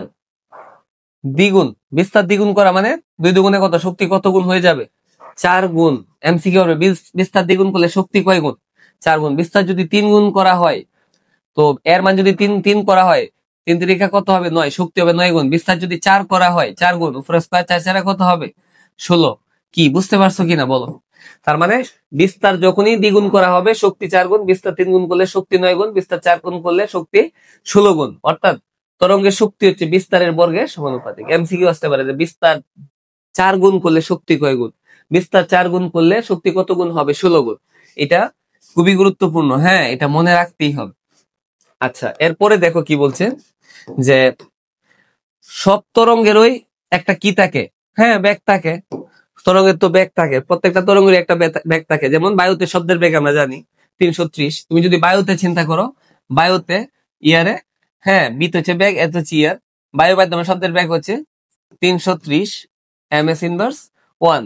পানিতে যদি শব্দের বেগ চিন্তা করো, তোমাদের বইয়ে পানিতে যে শব্দের বেগ দেওয়া আছে 1493 দেওয়া, 1493 ms ইনভার্স 1। আগের বইটাতে পানিতে শব্দের বেগ ছিল 1450 ms ইনভার্স 1। ঠিক আছে, তো পানিতে শব্দের বেগ হচ্ছে এত। তো প্রত্যেকটা মাধ্যমে এই তরঙ্গের একটা নির্দিষ্ট বেগ থাকে। আচ্ছা, এরপরে কি পড়বা, তরঙ্গের প্রতিফলন কিংবা প্রতিসরণ হয়। হ্যাঁ, এটা গুরুত্বপূর্ণ বৈশিষ্ট্য, তরঙ্গের প্রতিফলন এবং কি হয়, প্রতিসরণ হয়। প্রতিফলনটা তো বুঝোই, প্রতিফলন হচ্ছে একটা মাধ্যম দেখে যখন একটা মাধ্যমে যেতে চায় তখন দুই মাধ্যমের প্রতিফলক মানে বিভেদ তলে বাধা পেয়ে আবার পূর্বের মাধ্যমে ফিরে আসে। যদি কোন একটা পৃষ্ঠে বাধা পেয়ে পূর্বের মাধ্যমে ফিরে আসে সেটা হচ্ছে প্রতিফলন। আর প্রতিসরণ হচ্ছে একটা মাধ্যম থেকে অন্য একটা মাধ্যমে যাওয়ার সময় আলোক রশ্মির গতিপথের যে পরিবর্তনটা হয়, হ্যাঁ হয় অবিলম্ব থেকে দূরে সরে যায় অথবা অবিলম্বের কাছে চলে আসে। এগুলি আলোর প্রতিফলন প্রতিসরণে আছে বিস্তারিত আলোচনা। এরপরে তরঙ্গের সবচেয়ে গুরুত্বপূর্ণ বৈশিষ্ট্য হচ্ছে এটা, তরঙ্গের কি ঘটে, উপরিপাতন ঘটে। এটা একটু ক্লিয়ার করতেছি। তরঙ্গের উপরিপাতনটাকে এইভাবে চিন্তা করতে পারো, একটু ভালো করে বুঝো।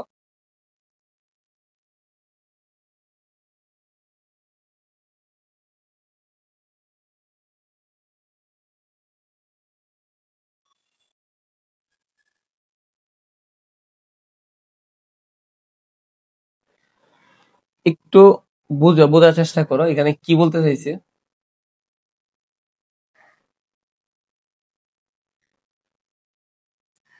উপরিপাতনটা একটু বোঝার চেষ্টা করো। মনে করো এই হচ্ছে একটা তরঙ্গ, এই উপরে উঠলো পরে নামলো, হ্যাঁ আগে হচ্ছে তরঙ্গ শীর্ষ, তারপরে হচ্ছে তরঙ্গ পাদবিন্দু।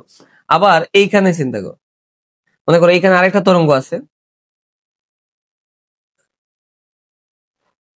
ঠিক আছে, এটা হচ্ছে আগে পাদবিন্দু পরে হচ্ছে শীর্ষবিন্দু। তো দুইটা তরঙ্গ দেখো, এটা কিন্তু আগে উপরে উঠছে পরে নিচের দিকে নামছে, আর এটা আগে নিচে নামছে পরে উপরে উঠছে। দেখো আর এটা হচ্ছে সাম্যাবস্থা। তো এটা পানির ঢেউ চিন্তা করো, আগে উপরে উঠছে নিচে নামছে, আর এটা হচ্ছে আগে নিচে নামছে উপরে উঠছে। দুইটাকে যদি এক করতে তুমি দেখো যে একটা তরঙ্গ যদি একটা তরঙ্গের উপর দিয়ে যায়, দেখো যদি এমনটা হয় যে প্রথম উপরে উঠবে পরে নিচে নামবে, দেখো প্রথম উপরে উঠছে তারপরে এইটা এইটা এটা যদি তুমি 1 নাম্বার চিন্তা করো, এটা যদি 2 চিন্তা করো, 1 এবং 2 কে যখন তুমি একত্রে নিয়ে আসবা, একটা তরঙ্গ যখন আরেকটা তরঙ্গের উপর দিয়ে যাবে, অর্থাৎ এই যে এটা উপরে উঠছে পরে নিচে নামছে, দেখো এই যে আগে উপরে উঠছে তারপর নিচে নামছে, রাইট? এটা হচ্ছে 1 নাম্বারটা গেল। তুমি এটা চিন্তা করো, মনে করো এটা হচ্ছে 1 নাম্বার। আর এটা কি আগে নিচে নামছে তারপর উপর উঠছে, দেখো এটা হচ্ছে আগে নিচে নামছে তারপরে উপর উঠছে। এটা হচ্ছে 2 নাম্বার। তো কি হয়েছে, একটা তরঙ্গ একটা তরঙ্গের উপর দিয়ে গেলে একটা সময় কি হয় যে ঢেউটা কমে যায়, এরকম কি অবস্থা সৃষ্টি হয়, সাম্যাবস্থার সৃষ্টি হয়। তরঙ্গের উপরিপাতন মানে হচ্ছে একটা তরঙ্গ যখন আরেকটা তরঙ্গের উপর দিয়ে যাবে তখন একটা সময় ঢেউ কমে যাবে, পানির সাম্যাবস্থার সৃষ্টি হবে। এই হচ্ছে তরঙ্গের উপরিপাতন ঘটে। এই হচ্ছে তরঙ্গের বৈশিষ্ট্যগুলি, মনে রাখবা 2 মার্কের জন্য, হ্যাঁ। এবং এখান থেকে এমসিকিউ আসতে পারে, তো একটু মনে রাখবো কিন্তু। তারপরে দেখো তরঙ্গের প্রকারভেদ নিয়ে আলোচনা করব। তরঙ্গ 2 প্রকার। তরঙ্গ কয় প্রকার, এখানে মনে রাখো তরঙ্গ হচ্ছে 2 প্রকার। কি কি তরঙ্গ, একটা হচ্ছে অনুদৈর্ঘ্য তরঙ্গ, একটা হচ্ছে অনুপ্রস্থ তরঙ্গ। এই অনুদৈর্ঘ্য তরঙ্গকে আমরা বলি, একটু দেখো, অনুদৈর্ঘ্য তরঙ্গকে আমরা বলি লঙ্গিটিউডিনাল ওয়েভ।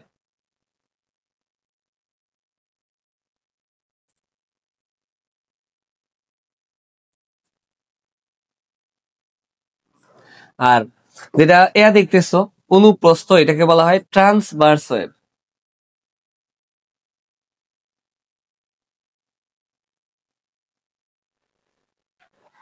তো একটু বোঝার চেষ্টা করো, তরঙ্গ দুই প্রকার, একটা অনুদৈর্ঘ্য তরঙ্গ, একটা অনুপ্রস্থ তরঙ্গ। কেউ যদি বলে অনুদৈর্ঘ্য তরঙ্গ কি, তো এই অনুদৈর্ঘ্য তরঙ্গ হচ্ছে লুঙ্গিটিউডিনাল ওয়েভ, অনুপ্রস্থ তরঙ্গ কি, ট্রান্সভার্স ওয়েভ। তো অনুদৈর্ঘ্য তরঙ্গটা একটু বোঝার চেষ্টা করো। আমরা যদি আগে অনুদৈর্ঘ্য তরঙ্গটা দেখি, এইটা মনে করো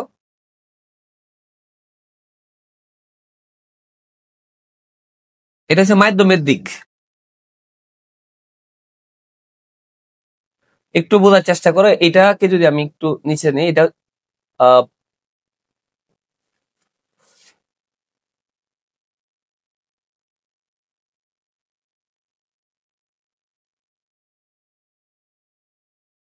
আচ্ছা, একটু দেখো যে এটা যদি মাধ্যমের দিক হয়, মাধ্যমের দিকের সাথে তরঙ্গের কণাগুলির দিক যদি এটা হয়, মানে 0 ডিগ্রি কোণে যদি যায়, একটু বোঝার চেষ্টা করো কি দিক, কত ডিগ্রি কোণে, 0 ডিগ্রি কোণে।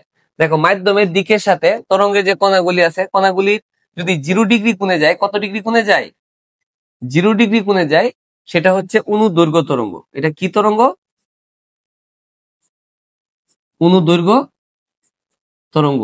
যেমন এই যে আমরা যে কথা বলি, একটু ভালো করে বোঝার চেষ্টা করো, আমরা যে কথা বলি, এই যে আমি কথা বলতেছি, এটা এমন না যে ঢেউ আকারে দিতেছে। বিষয়টা হচ্ছে আমি যখন কথা বলতেছি, আমার মুখ থেকে কথাটা তোমার কানে একবারে মাধ্যমের দিকের সাথে যে সোজা যাইতেছে স্ট্রেট। তো মাধ্যমের দিকের সাথে কণাগুলি, মাধ্যমের দিকের সাথে যদি কণার দিকটা কেমন হয়, মাধ্যমের সাথে যদি কণাগুলি কত ডিগ্রি কোণে যায়, 0 ডিগ্রি কোণে। এই যে আমি যে কথা বলতেছি, শব্দ একটা যান্ত্রিক তরঙ্গ, আর শব্দ হচ্ছে একটা অনুদৈর্ঘ্য তরঙ্গ। যান্ত্রিক তরঙ্গ, যান্ত্রিক তরঙ্গের জন্য কিসের প্রয়োজন হয়, মাধ্যমের প্রয়োজন হয়। অর্থাৎ আমি যে কথাটা বলতেছি, এটা আমার মুখ থেকে বেরিয়ে একবার স্ট্রেট তোমার কানে সোজা যাইতেছে, ঠিক আছে। তো মাধ্যমের দিকের সাথে কণাগুলি যদি 0 ডিগ্রি কোণে যায়, সেটা হচ্ছে অনুদৈর্ঘ্য তরঙ্গ। আর যে পানির যে ঢেউ, এগুলি হচ্ছে অনুপ্রস্থ তরঙ্গ। যেমন এই যে, তো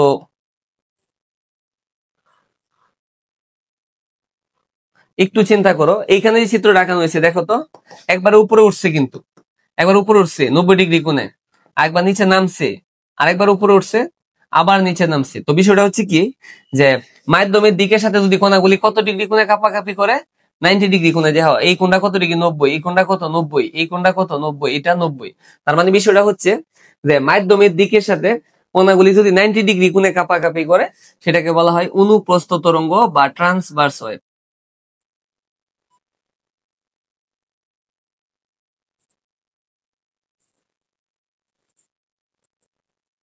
আশা করি বুঝতে পারছো, এটা হচ্ছে অনুদৈর্ঘ্য তরঙ্গ। তার মানে মাধ্যমের দিকের সাথে কণাগুলি যদি 0 ডিগ্রি কোণে যায়, সেটা হচ্ছে অনুদৈর্ঘ্য তরঙ্গ। আর অনুপ্রস্থ হচ্ছে যে পানির যে ঢেউ, যেমন উপরে উঠছে 90 ডিগ্রি কোণে, নিচে নামছে 90 ডিগ্রি কোণে।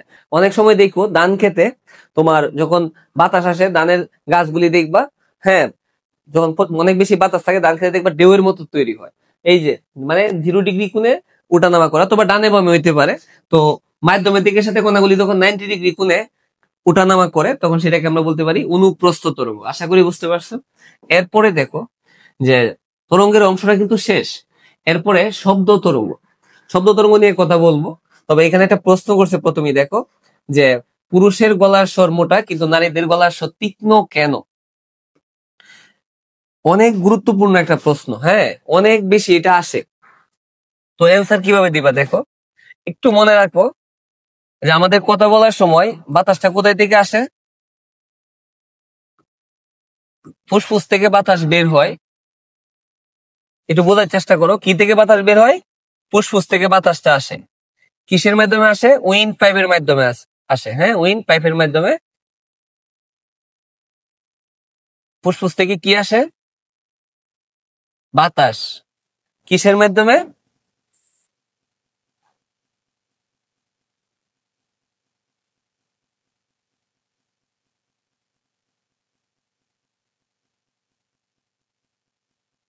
ঠিক আছে।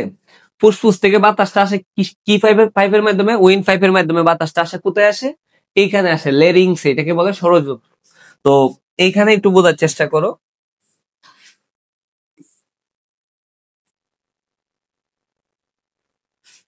একটু বুঝো, ক্লিয়ারলি বোঝার চেষ্টা করো যে ফুসফুস থেকে বাতাসটা আসে কিসের মাধ্যমে, উইন্ড পাইপের মাধ্যমে। এটা কোথায় আসে, লেরিংসে আসে, লেরিংস।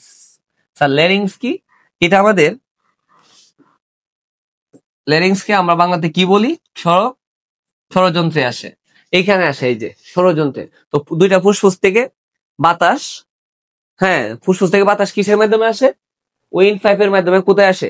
ষড়যন্ত্রে আসে। ওইটাকে আমরা ইংলিশে কি বলি? ল্যারিংস।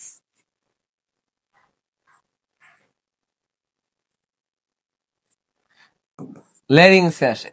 তো ল্যারিংসে কি থাকে? এইখানে পাতলা দুইটা পর্দা থাকে, যেটাকে আমরা বলি বোকাল কর্ড। কি বলি?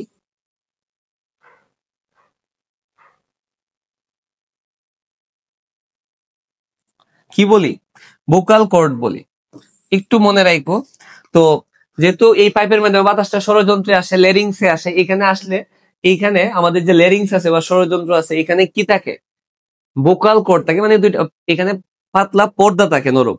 হ্যাঁ, এই যে দুইটা পাতলা পর্দা থাকে, ওইটাকে বলা হইতেছে বোকাল কর্ড। এখন পুরুষের ক্ষেত্রে কি হয়? বয়স বাড়ার সাথে সাথে এই একটু ভালো করে বুঝো যে এই বোকাল কর্ডে যে পর্দাগুলি থাকে, পুরুষের ক্ষেত্রে কি হয়? বয়স বাড়ার সাথে সাথে এই পর্দাগুলি শক্ত হয়ে যায়। ফলে বাতাস বের হওয়ার সময় কম কম্পিত হয়। এই জন্য পুরুষদের গলার স্বর কি হয়? মোটা হয়। আর নারীদের ক্ষেত্রে কি হয়? বয়স বাড়ার সাথে সাথেও ভোকাল কর্ডে যে পর্দাগুলি থাকে, এগুলি কিন্তু শক্ত হয় না।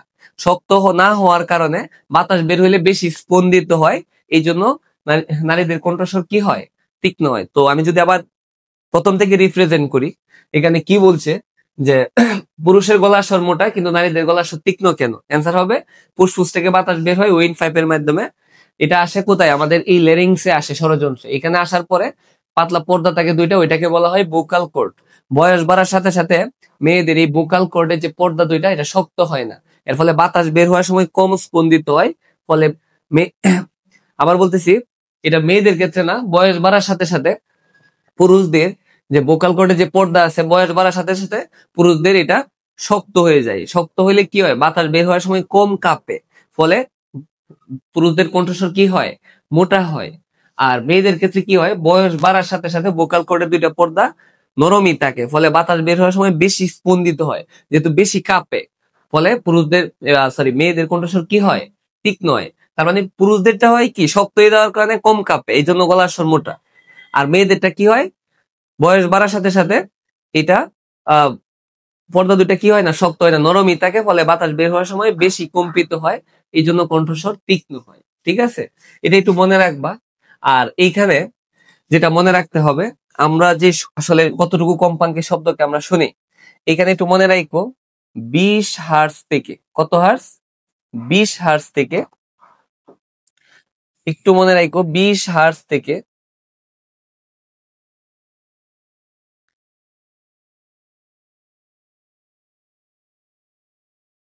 20,000 হার্জ, অথবা 20,000 হার্জের পরিবর্তে আমি কত বলতে পারবো? 20,000 হার্জ অথবা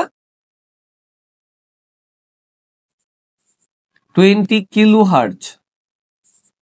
একটু মনে রাখো, কারণ 20 হার্জ থেকে 20 হাজার, 20,000 মানে 20 কিলো হার্জ, একই কথা। কারণ কিলো মানেই তো 1,000। তো 20-এর সাথে 1,000 গুণ দিলে কি 20,000 হবে না? তো এখানে একটু যেটা মনে রাখার বিষয়, যে আমরা 20 হার্জ থেকে 20,000 হার্জের এই সীমার ভিতরে, এই মানে 20 হার্জ থেকে 20,000 হার্জের ভিতরের কম্পাঙ্কের শব্দকে আমরা শুনি, এটাকে বলা হয় শ্রাব্যতা সীমা। কি বলা হয়? শ্রাব্যতা সীমা, বা এর একটা নাম আছে শ্রাব্যতার পাল্লা।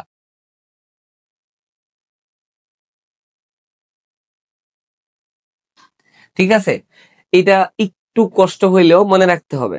আবার বলতেছি, 20 হার্জ থেকে 20,000 হার্জ বা 20 কিলো হার্জের কম্পাঙ্কের শব্দ আমরা শুনি, আমরা 20 থেকে 20,000-এর ভিতরে শুনি, এইটাকে বলা হয়, যে আমরা যে কম্পাঙ্কের শব্দকে শুনি, এটাকে বলা হয় শ্রাব্যতার সীমা বা শ্রাব্যতার পাল্লা। তার মানে কি? 20-এর চেয়ে কম কিন্তু আমরা শুনি না। যেহেতু 20 কম্পাঙ্কের শব্দ আমরা শুনি না, এইটা হচ্ছে কম যদি হয়। একটু ভালো করে বুঝো, যদি 20 হার্জের চেয়ে কম হয়, সেটাকে আমরা কি বলবো?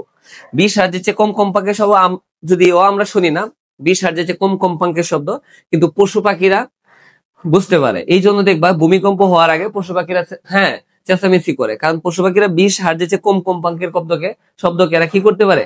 শুনতে পারে। তো ফাইনালি এখানে যেটা মনে রাখবা, যে আর 20 হার্জের চেয়ে কম কম্পাঙ্কের শব্দকে বলা হয় ইনফ্রাসাউন্ড। ইনফ্রাসাউন্ড, এটাকে বাংলাতে বলা হয় শব্দে তোর। কেউ যদি তোমাকে বলে যে ইনফ্রাসাউন্ড বলতে কি বুঝো, কি অ্যান্সার দিবা? যে 20 হার্টজের কম কম্পাঙ্কের শব্দকে বলা হয় ইনফ্রাসাউন্ড বা ইনফ্রাসোনিক, যেটাকে বলা হয় শব্দের তোর। এটা আমরা শুনি না, মানুষ শুনতে পারে না, এটা পশু পাখিরা বুঝতে পারে। কারণ হচ্ছে যে এই জন্যই তো ভূমিকম্প হওয়ার আগে পশু পাখি চেঁচামেচি করে।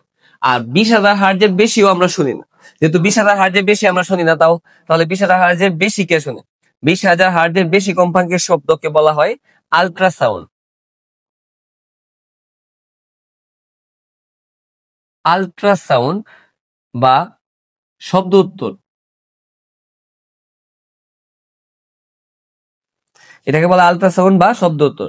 যেমন বাদুর 1,00,000 হার্টজের শব্দ পর্যন্ত সে শুনতে পারে, অর্থাৎ বাদুর 100 কিলো হার্টজ। 100 কিলো হার্টজ মানে কি? 1,00,000 হার্টজ। বাদুর 1,00,000 হার্টজের শব্দকে সে শুনতে পারে। তার মানে আমাদের যে শোনার যে ক্ষমতা আছে, আমরা 20 হার্টজ থেকে 20,000 হার্টজের ভিতরের কম্পাঙ্কের শব্দকে শুনি, যেটাকে শ্রাব্যতার সীমা বা শ্রাব্যতার পাল্লা বলে। এর চেয়ে কম হইলে আমরা শুনি না, এটাকে বলা হয় ইনফ্রাসাউন্ড বা শব্দের তোর। পশু পাখিরা শুনতে পারে। আর 20,000 হার্টজের চেয়ে বেশি হইলে আমরা শুনি না। 20,000 হার্টজের চেয়ে বেশি কম্পাঙ্কের শব্দকে বলা হয় আল্ট্রাসাউন্ড মানে শব্দ উত্তর। আর মধ্য এটা কারা শুনে? যেমন বাদুর 1,00,000 হার্টজ অথবা 100 কিলো হার্টজের শব্দকে সে শুনতে পারে। হ্যাঁ, শব্দ কিন্তু একটা কি তরঙ্গ? যান্ত্রিক তরঙ্গ। যান্ত্রিক তরঙ্গের জন্য কিসের প্রয়োজন হয়? মাধ্যমের প্রয়োজন হয়, মনে রাখো কিন্তু। আচ্ছা, এরপরে দেখো প্রতিধ্বনি। হ্যাঁ, এই ওদের অনেক গুরুত্বপূর্ণ একটা অংশ। প্রতিধ্বনি নিয়ে আলোচনা করতে হবে। প্রতিধ্বনি হচ্ছে কি জানো? মূল শব্দের পুনরাবৃত্তি। যদি সহজে আমি এইভাবে মনে রাখতে চাই যে প্রতিধ্বনি কি, তো একটু মনে রাখো, প্রতিধ্বনি হচ্ছে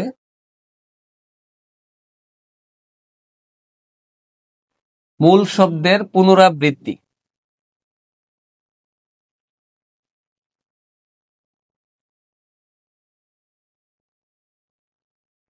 মূল শব্দের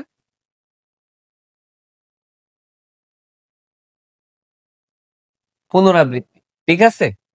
তো ফাইনালি প্রতিধ্বনি বলতে আমরা এতটুকু মনে রাখলেই হবে, কিন্তু জাস্ট বেসিক হিসেবে এটা মাথায় রাখতে পারো। প্রতিধ্বনি হচ্ছে মূল শব্দের পুনরাবৃত্তি। অর্থাৎ আমি যে শব্দটা একবার শুনছি, এটা যদি আবার শুনি, মনে করো আমি যে শব্দটা মুখ দিয়ে উচ্চারণ করছি, এই শব্দটা যদি আবার আমার কানে আসে, তার মানে কি মূল শব্দটা একবার তো শুনলাম, তো এটা যদি আবার আসে, মূল শব্দের পুনরাবৃত্তি হয়, সেটাই হচ্ছে প্রতিধ্বনি। আমি কথা বললে যদি এটা ওলে বাধা পায় আবার আমার কানে আসে, সেটাকে আমরা প্রতিধ্বনি বলবো, তাই না? তো প্রতিধ্বনি কি? প্রতিধ্বনি হচ্ছে যে যখন কোনো শব্দ মূল শব্দ থেকে আলাদা হয়ে মূল শব্দের কি করে? পুনরাবৃত্তি করে, ওই প্রতিফলিত শব্দকে কি বলে বলো? প্রতিধ্বনি বলে, ঠিক আছে? তো প্রতিধ্বনি মানে কি? মূল শব্দের পুনরাবৃত্তি। তবে প্রতিধ্বনি শোনার জন্য কিছু শর্ত আছে, যে আমি যে কথাটা বলবো আসলে বা একটা শব্দ উৎপন্ন হলে কতটুকু দূরে থাকলে হয়, বা যেখান থেকে বাধা ফায়ার শব্দটা আসবে কতটুকু দূরে থাকতে হবে। এইখানে কিছু জিনিস তোমাদের কাছে ক্লিয়ার করে দিতেছি একবারে, একটু বুঝো। এটা যদি প্রতিপলক পৃষ্ঠ চিন্তা করো, মানে যেখানে শব্দটা বাধা পাবে, মনে করো এইখানে শব্দ বাধা পাবে, এটাকে তুমি বললাম মনে করো আর। আর বলতে কি বলো? এটা হচ্ছে প্রতিফলক পৃষ্ঠ। মনে করো এটাকে দেয়াল, প্রতিফলক পৃষ্ঠ। তো যেখানে শব্দটা বাধা পাবে এটা হচ্ছে প্রতিফলক পৃষ্ঠ। আর যেখানে শব্দটা উৎপন্ন হবে, মনে করো এখানে শব্দ উৎপন্ন হয়েছে, রাইট? তো এটাকে মনে করো এইখান থেকে শব্দটা উৎপন্ন হয়েছে, এটাকে আমি বলতে পারবো যে শব্দের উৎস। হ্যাঁ, এটাকে আমরা বলতে পারবো উৎস, বা উৎসকে আমরা কি দ্বারা প্রকাশ করতে পারবো? S, source. এইখান থেকে শব্দটা উৎপন্ন হইয়া মনে করো এই যে দেয়ালে, এই যে দেয়াল পর্যন্ত গেল, বুঝো কিন্তু প্লিজ একটু গুরুত্ব দাও, খুবই গুরুত্বপূর্ণ অংশ, এইখান থেকে সিকিউ আসবে। তো একটু দেখো, এটা হচ্ছে প্রতিফলক পৃষ্ঠ, মানে যেখানে শব্দটা বাধা পাবে,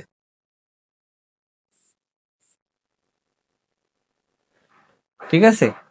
তো এইখান থেকে শব্দটা একবার যাবে, আবার ওইখান থেকে এই উৎসে ফিরে আসবে, তখন আসে প্রতিধ্বনি শুনবে, তাই না? তো প্রতিধ্বনি শোনার জন্য কি করতে হবে? দেখো, একবার শব্দটা এই পর্যন্ত যাইতে হবে। তো বুঝো, একবার শব্দটা উৎস থেকে এই পর্যন্ত যাবে প্রতিফলক পৃষ্ঠে, যাওয়ার পরে বাধা পেয়ে যদি আবার পুনরায় এই যে এই উৎসের কাছে ফিরে আসে, তখন সে অবশ্যই কি শুনবে বলো, প্রতিধ্বনি শুনবে। বিষয়টা তো এমন যে যেখানে শব্দটা উৎপন্ন হয়েছে এখান থেকে একবার যাবে, আরেকবার এখানে আসবে, তখন সে প্রতিধ্বনিটা শুনবে। আমি যদি বিষয়টাকে এইভাবে চিন্তা করি, একটু দেখো, এইটা মনে করো উৎস, উৎস যেটাকে আমরা এস ধরতেছি, একটু বুঝছো যে এই যে এখান থেকে চিন্তা করো, তো উৎস থেকে একবার শব্দটা যাবে, তো এই উৎস থেকে প্রতিফলক পৃষ্ঠের দূরত্ব যদি ডি হয়, কি হয়, উৎস থেকে প্রতিফলক পৃষ্ঠের যে দূরত্বটা এটা যদি ডি হয়, তো আবার এইখানে বাধা পেয়ে যে এখানে ফিরে আসবে, এই দূরত্বটাকেও যদি আমরা ডি ধরি, তো দেখো প্রতিধ্বনি শোনার জন্য একবার যাইতে হবে শব্দটা, আবার ওয়ালে বাধা পেয়ে ফিরে আসতে হবে। মূল কথা হচ্ছে যে শব্দ যেখান থেকে শব্দটা উৎপন্ন হয়েছে এখান থেকে অল্প পর্যন্ত একবার যাবে, এইখানে একটা দূরত্ব অতিক্রম করবে, আবার ওয়ালে বাধা পেয়ে আবার এখানে চলে আসবে উৎসের কাছে, তো একবার যাবে এবং আসবে, তো শব্দটা গিয়ে আবার বাধা পেয়ে যদি ফিরে আসে, হ্যাঁ সেটাকে তো আমরা প্রতিধ্বনি বলতেছি, তাই না? তো প্রতিধ্বনি শুনতে গেলে এই দূরত্বটা কতটুকু লাগবে এটা একটু মনে রাখতে হবে। এই যে যাওয়া এবং আসা মিলে যদি বায়ুর তাপমাত্রা 0°C, কত ডিগ্রি সেলসিয়াস হয়, 0°C হয়, একটু মনে রাখো যে তখন 16.5 মিটার লাগবে।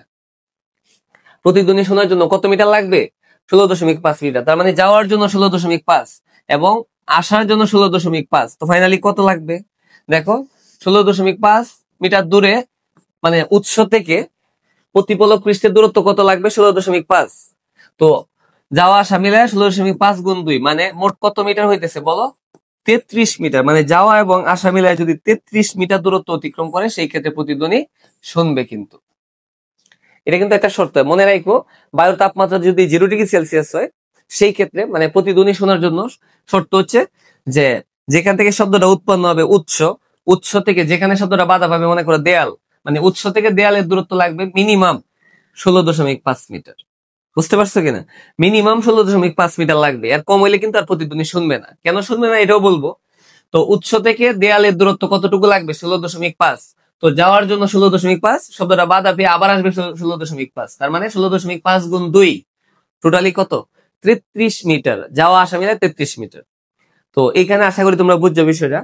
তো এইখানে তাহলে এই জিনিসটা তোমরা কি বুঝতে পারছো কিনা, যে একবার যাবে আর একবার আসবে, তো ফাইনালি কি লাগবে, 2D লাগবে। কি বাবুরা কি বুঝতে পারছো কিনা? আচ্ছা, তো এখানে উৎস থেকে প্রতিফলক পৃষ্ঠের দূরত্ব লাগবে 16.5, এটা সবার কাছে আশা করি ক্লিয়ার। আর আরেকটা জিনিস তোমাদের মাথায় রাখতে হবে যে আসলে আমরা যে শব্দগুলি শুনি এটাকে বলে শব্দ। আমরা একটা শব্দ শোনার পর এটা আমাদের ব্রেনে যতক্ষণ থাকে এটাকে বলা হয় শব্দানুভূতির, শব্দানুভূতির স্থায়িত্বকাল।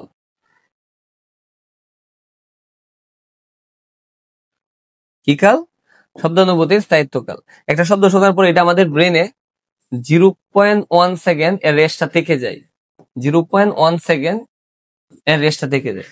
তার মানে শব্দানুভূতির স্থায়িত্বকাল কত, 0.1 সেকেন্ড। তার মানে একটা শব্দ যখন আমরা শুনি এটা 0.1 সেকেন্ড এটা আমাদের ব্রেনে থেকে যায় রেস্টটা, শব্দের রেস্টটা আমাদের ব্রেনে 0.1 সেকেন্ড থাকে। তার মানে কি, যে একটা শব্দ বাধা পেয়ে যদি 0.1 সেকেন্ডের আগে আমার ব্রেনে আসে, তাহলে আমি মূল শব্দ এবং যে এই যে শব্দটা বাধা পেয়ে ফিরে আসছে, মানে প্রতিধ্বনির যে শব্দটা, এটা আমরা শুনতে পারবো। তার মানে আমাদের ব্রেনে কোন একটা শব্দ শোনার পরে কত সেকেন্ড থাকে, 0.1 সেকেন্ড থাকে। তো একটা শব্দ যদি অলে বাধা পেয়ে 0.1 সেকেন্ডের আগে আসে সেই ক্ষেত্রে আমি মূল শব্দ সাথে হ্যাঁ প্রতিধ্বনির শব্দের পার্থক্য করতে পারবো না।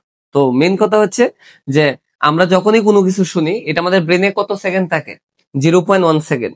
তার মানে কোনো কিছু অলে বাধা, কোনো একটা শব্দ যখন অলে বাধা পেয়ে 0.1 সেকেন্ডের আগে আসবে তখন প্রতিধ্বনি শুনবো না, কিন্তু যদি 0.1 সেকেন্ডের পরে আসে সেই ক্ষেত্রে আমরা মূল শব্দ এবং হ্যাঁ প্রতিধ্বনির শব্দ দুইটাকে আমরা আলাদা করতে পারবো।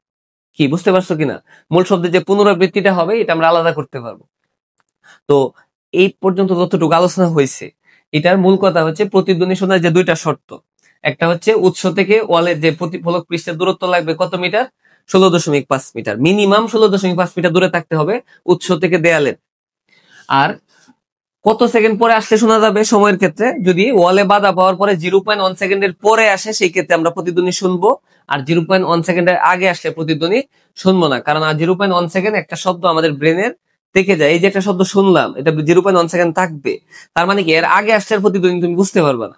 তার মানে কোন শব্দ যখন ওয়ালে বাধা পেয়ে 0.1 সেকেন্ডের পরে তোমার কানে আসবে তখন কিন্তু তুমি এটার বুঝতে পারবা প্রতিধ্বনিটা। ঠিক আছে, এই হচ্ছে বিষয়। তো এখানে আমরা সবাই জানি বেগ, বেগ বলতে আমরা কি শিখছি? বেগ হচ্ছে স্মরণ বাই সময়। বেগ হচ্ছে স্মরণ বাই সময়, অথবা এটাও বলতে পারো বেগ মানে দূরত্ব বাই সময়। বেগ হচ্ছে কি? দূরত্ব বাই সময়। আচ্ছা, বেগ যেহেতু দূরত্ব বাই সময়, কারণ স্মরণ তো দূরত্বই, তাই না? তো বেগকে আমরা কি দ্বারা প্রকাশ করি? বি। দূরত্বকে ডি, সময়কে কি দ্বারা প্রকাশ করি? টি। তার মানে বেগ হচ্ছে দূরত্ব বাই কি? সময়। তো এখানে একটা জিনিস চিন্তা করে দেখা, তো এই যে সূত্রটা তুমি লিখলা বি ইকুয়াল ডি বাই টি, এটা ঠিক থাকতো যদি উৎস থেকে শুধু প্রতিফলক পৃষ্ঠ পর্যন্ত। অনেক সময় প্রশ্ন করে উৎস থেকে প্রতিফলক পৃষ্ঠের দূরত্ব কত, এই ক্ষেত্রে এটা নেওয়া যাবে বি ইকুয়াল ডি বাই টি। কিন্তু যখন প্রতিধ্বনি কথাটা আসবে তখন কি একটা ডিতে হবে না, তো তখন একবার শব্দটা যাবে একটা ডি, আবার হ্যাঁ উৎসের কাছে ফিরে আসবে আরেকটা ডি। তার মানে তখন এই সূত্রটা লিখতে হবে v equal to D by কি টি। এই সূত্রটা কিসের ক্ষেত্রে জানো? এটা হচ্ছে যে প্রতিধ্বনির ক্ষেত্রে আমরা এই সূত্রটা ইউজ করব। কিসের ক্ষেত্রে? প্রতিধ্বনির ক্ষেত্রে। একটু মনে রাখো কিন্তু, যে কারণ এই যে বেগ হচ্ছে দূরত্ব বাই সময়, বেগ মানে দূরত্ব বাই সময়, কিন্তু দূরত্ব একটা ডি হইলে কি প্রতিধ্বনি শোনা যাবে? শব্দ যাবে ওয়াল পর্যন্ত একটা ডি, আবার ওয়ালে বাধা পেয়ে ব্যক্তির কাছে আসবে আরেকটা ডি, তার মানে ডি আর ডি যোগ করলে টু ডি। এই হচ্ছে টু ডি প্রতিধ্বনি শোনার ক্ষেত্রে। ঠিক আছে, এই সূত্র ইউজ করবা, একটু মনে রাখো। এর ছাড়া আরেকটা সূত্র আমরা ইউজ করব, যে এই সূত্রই মূলত, এটা গভীরতার ক্ষেত্রে আমরা এইভাবে লিখি, যে গভীরতার ক্ষেত্রে আমরা বি ইকুয়াল টু ডি না লিখে কি লিখি? টু ইজ এইচ বাই কি টি। একই জিনিস, এটা আসলে এক সূত্রই, এটাও আমরা প্রতিধ্বনির ক্ষেত্রে ইউজ করব। অনেক সময় হয় না যে পানির একটা কুয়া, নিচে গভীরতা, আমি একটা দেখা গেছে কুয়ার কাছ থেকে কোন একটা ব্যক্তি শব্দ করলো, কত সময় পরে প্রতিধ্বনি শুনবে? হ্যাঁ, এটা হচ্ছে দূরত্ব, যে উৎস থেকে ওয়ালের দূরত্ব বা দেয়ালের দূরত্ব বা পাহাড়ের দূরত্ব, এই সূত্র ইউজ করবো D equal to D by T. আর গভীরতার ক্ষেত্রে এখানে ডি এর পরিবর্তে এইচ। মূলত ডি বলো দূরত্ব, এইচ মানে গভীরতা, একই জিনিস। মানে দূরত্ব বলো আর গভীরতা বলো, মূলত এগুলি হচ্ছে দৈর্ঘ্য, তাই না? তো B equal to D by T, B equal to H by T, দুইটা সূত্রই প্রতিধ্বনির ক্ষেত্রে আমরা ইউজ করব। তো এই দুইটা সূত্র মাথায় রাখবা। এবং আরেকটা কথা মাথায় রাখবা, এখানে 0°C তাপমাত্রায় বায়ুতে যে শব্দের বেগ, এই তাপমাত্রায় 0°C তাপমাত্রায় বায়ুতে শব্দের বেগটা মুখস্থ রাখতে হবে 330 ms ইনভার্স 1। আগের বইটাতে ছিল 332। ঠিক আছে, তো 0°C তাপমাত্রায় 0°C তাপমাত্রায় বায়ুতে শব্দের বেগ কত? 330। আর এই 0°C মানে কত কেলভিন? আমরা জানি 273 কেলভিন। এই তাপমাত্রাকে যদি আমরা T1 ধরি, এই তাপমাত্রার জন্য বেগকে অবশ্যই কি ধরতে হবে? B1। এটা মনে রাখবো, কারণ একটু পরেই কাজে দিবে। তো প্রতিধ্বনির ক্ষেত্রে দুইটা সূত্র মাথায় রাখো। এবং বেসিকটা হচ্ছে মিনিমাম উৎস থেকে প্রতিফলক পৃষ্ঠের দূরত্ব লাগবে 16.5 মিটার, এবং যাওয়া আসা মিলে 33 মিটার। আর প্রতিধ্বনি শোনার জন্য ন্যূনতম কতটুকু সময় লাগবে? 0.1 সেকেন্ড। এর আগে আসলে প্রতিধ্বনি শুনবা না, কিন্তু এর পরে আসলে প্রতিধ্বনি শোনা যাবে। আর 0°C তাপমাত্রায় বায়ুতে শব্দের বেগ হচ্ছে কত? 330।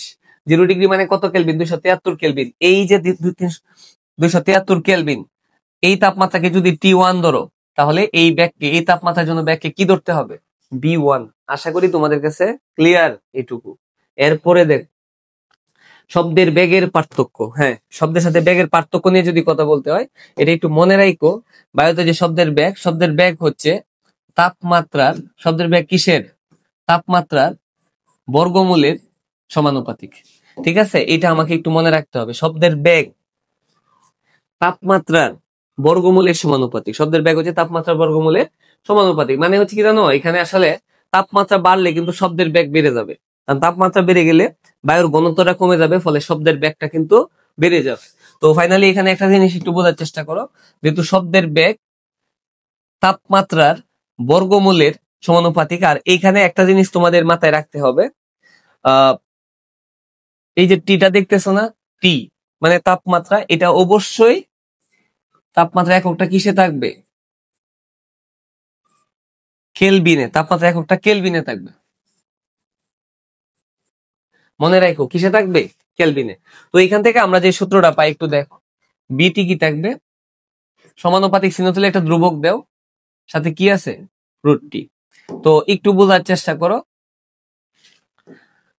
এইখানে যে কাজটা করছি জাস্ট সমানুপাতিক চিহ্ন, কারণ যেহেতু বায়ুতে শব্দের বেগ তাপমাত্রা বর্গমূলের সমানুপাতিক, তাপমাত্রা বাড়লে শব্দের বেগ বাড়বে। তো সমানুপাতিক চিহ্ন তুলে একটা ধ্রুবক দিছো বি ইকুয়াল k√T। এইটা থেকে আমরা জাস্ট একটা সমীকরণকে প্রমাণ করতে পারবো। যদিও আমি এখন জাস্ট প্রমাণটা তোমাদেরকে দেখাই যাচ্ছি না, কিন্তু এখান থেকে কি দুইটা সমীকরণ বের করা যাবে একটু দেখো। এখান থেকে বের করা যাবে b2/b1 ইকুয়াল √T2/T1। এইটা করা যাবে, এইটা হচ্ছে একটা সূত্র। অথবা এটাও দেখো, একটু বোঝার চেষ্টা করো, এই অংশটা থেকে আমি এই সূত্রটা আনতে পারবো।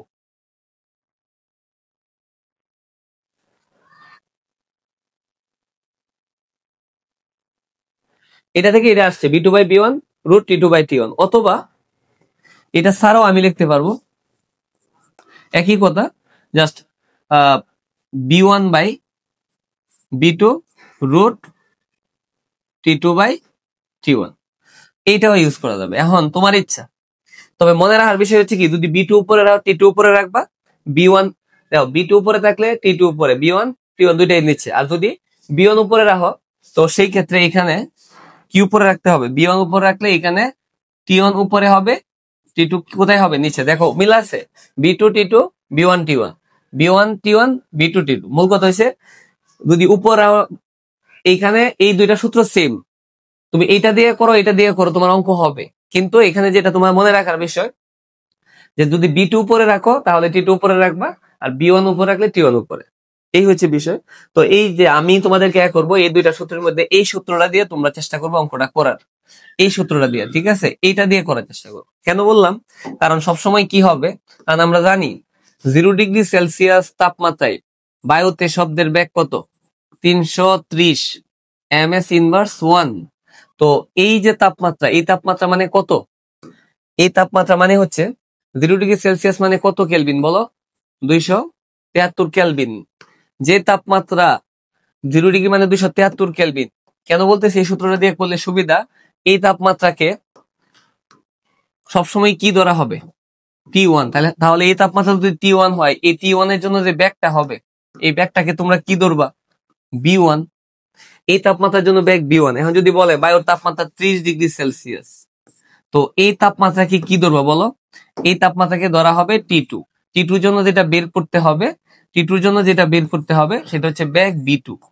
এইটা লাগবে, একটু বোঝার চেষ্টা করো।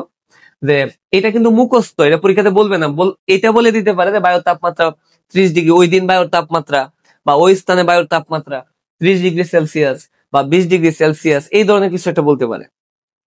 হ্যাঁ, বা 25°C, যাই বলো, যে তাপমাত্রাটা থাকবে এটা হচ্ছে T2। তার মানে কি এই মান দেওয়া থাকতে পারে, না থাকলে মুখস্থ। কারণ 0°র জন্য বেগ আমরা জানি, তাপমাত্রা যখন 0°C তখন বেগ কত? 330। এই তাপমাত্রা T1, এই বেগ কি?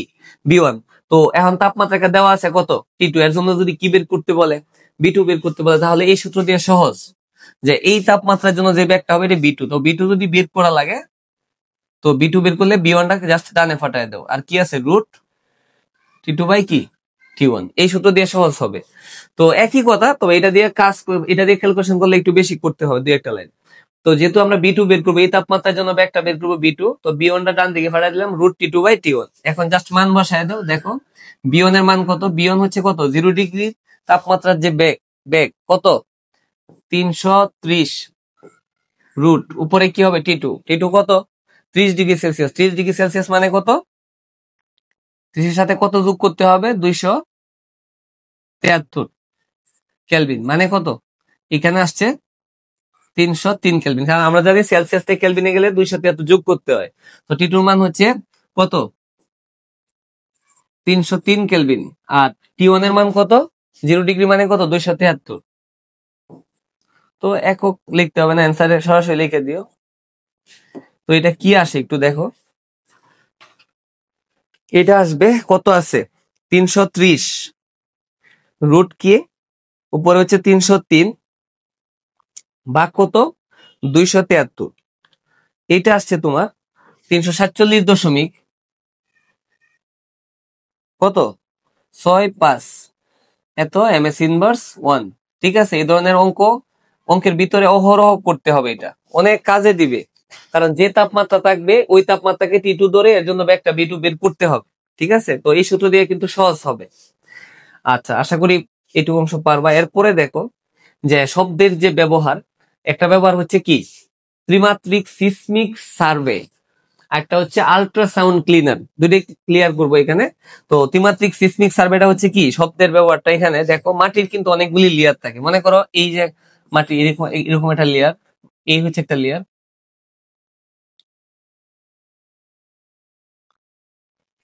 এইখানে মনে করো একটা লেয়ার, এইখানে একটা লেয়ার, এরকম মাটিতে তো অনেক লেয়ার থাকে, অনেক স্তর থাকে, তাই না? আচ্ছা, তো মাটির নিচে যদি কোনো খনিজ পদার্থ থাকে, তো এটা আমরা আসলে কিভাবে বুঝতে পারবো? মনে করো মাটির উপরে একটা রিসিভার বসানো হলো, এই রিসিভারকে আমরা জিওফোন বলি। কি বলি? এটা একটা রিসিভার, এটাকে বলতে পারি জিওফোন। জিওফোন, এই রিসিভার থেকে আল্ট্রাসাউন্ড মানে কি? আল্ট্রাসাউন্ড বলতে আমরা কি বুঝি? উচ্চ কম্পাঙ্কের শব্দ আল্ট্রা,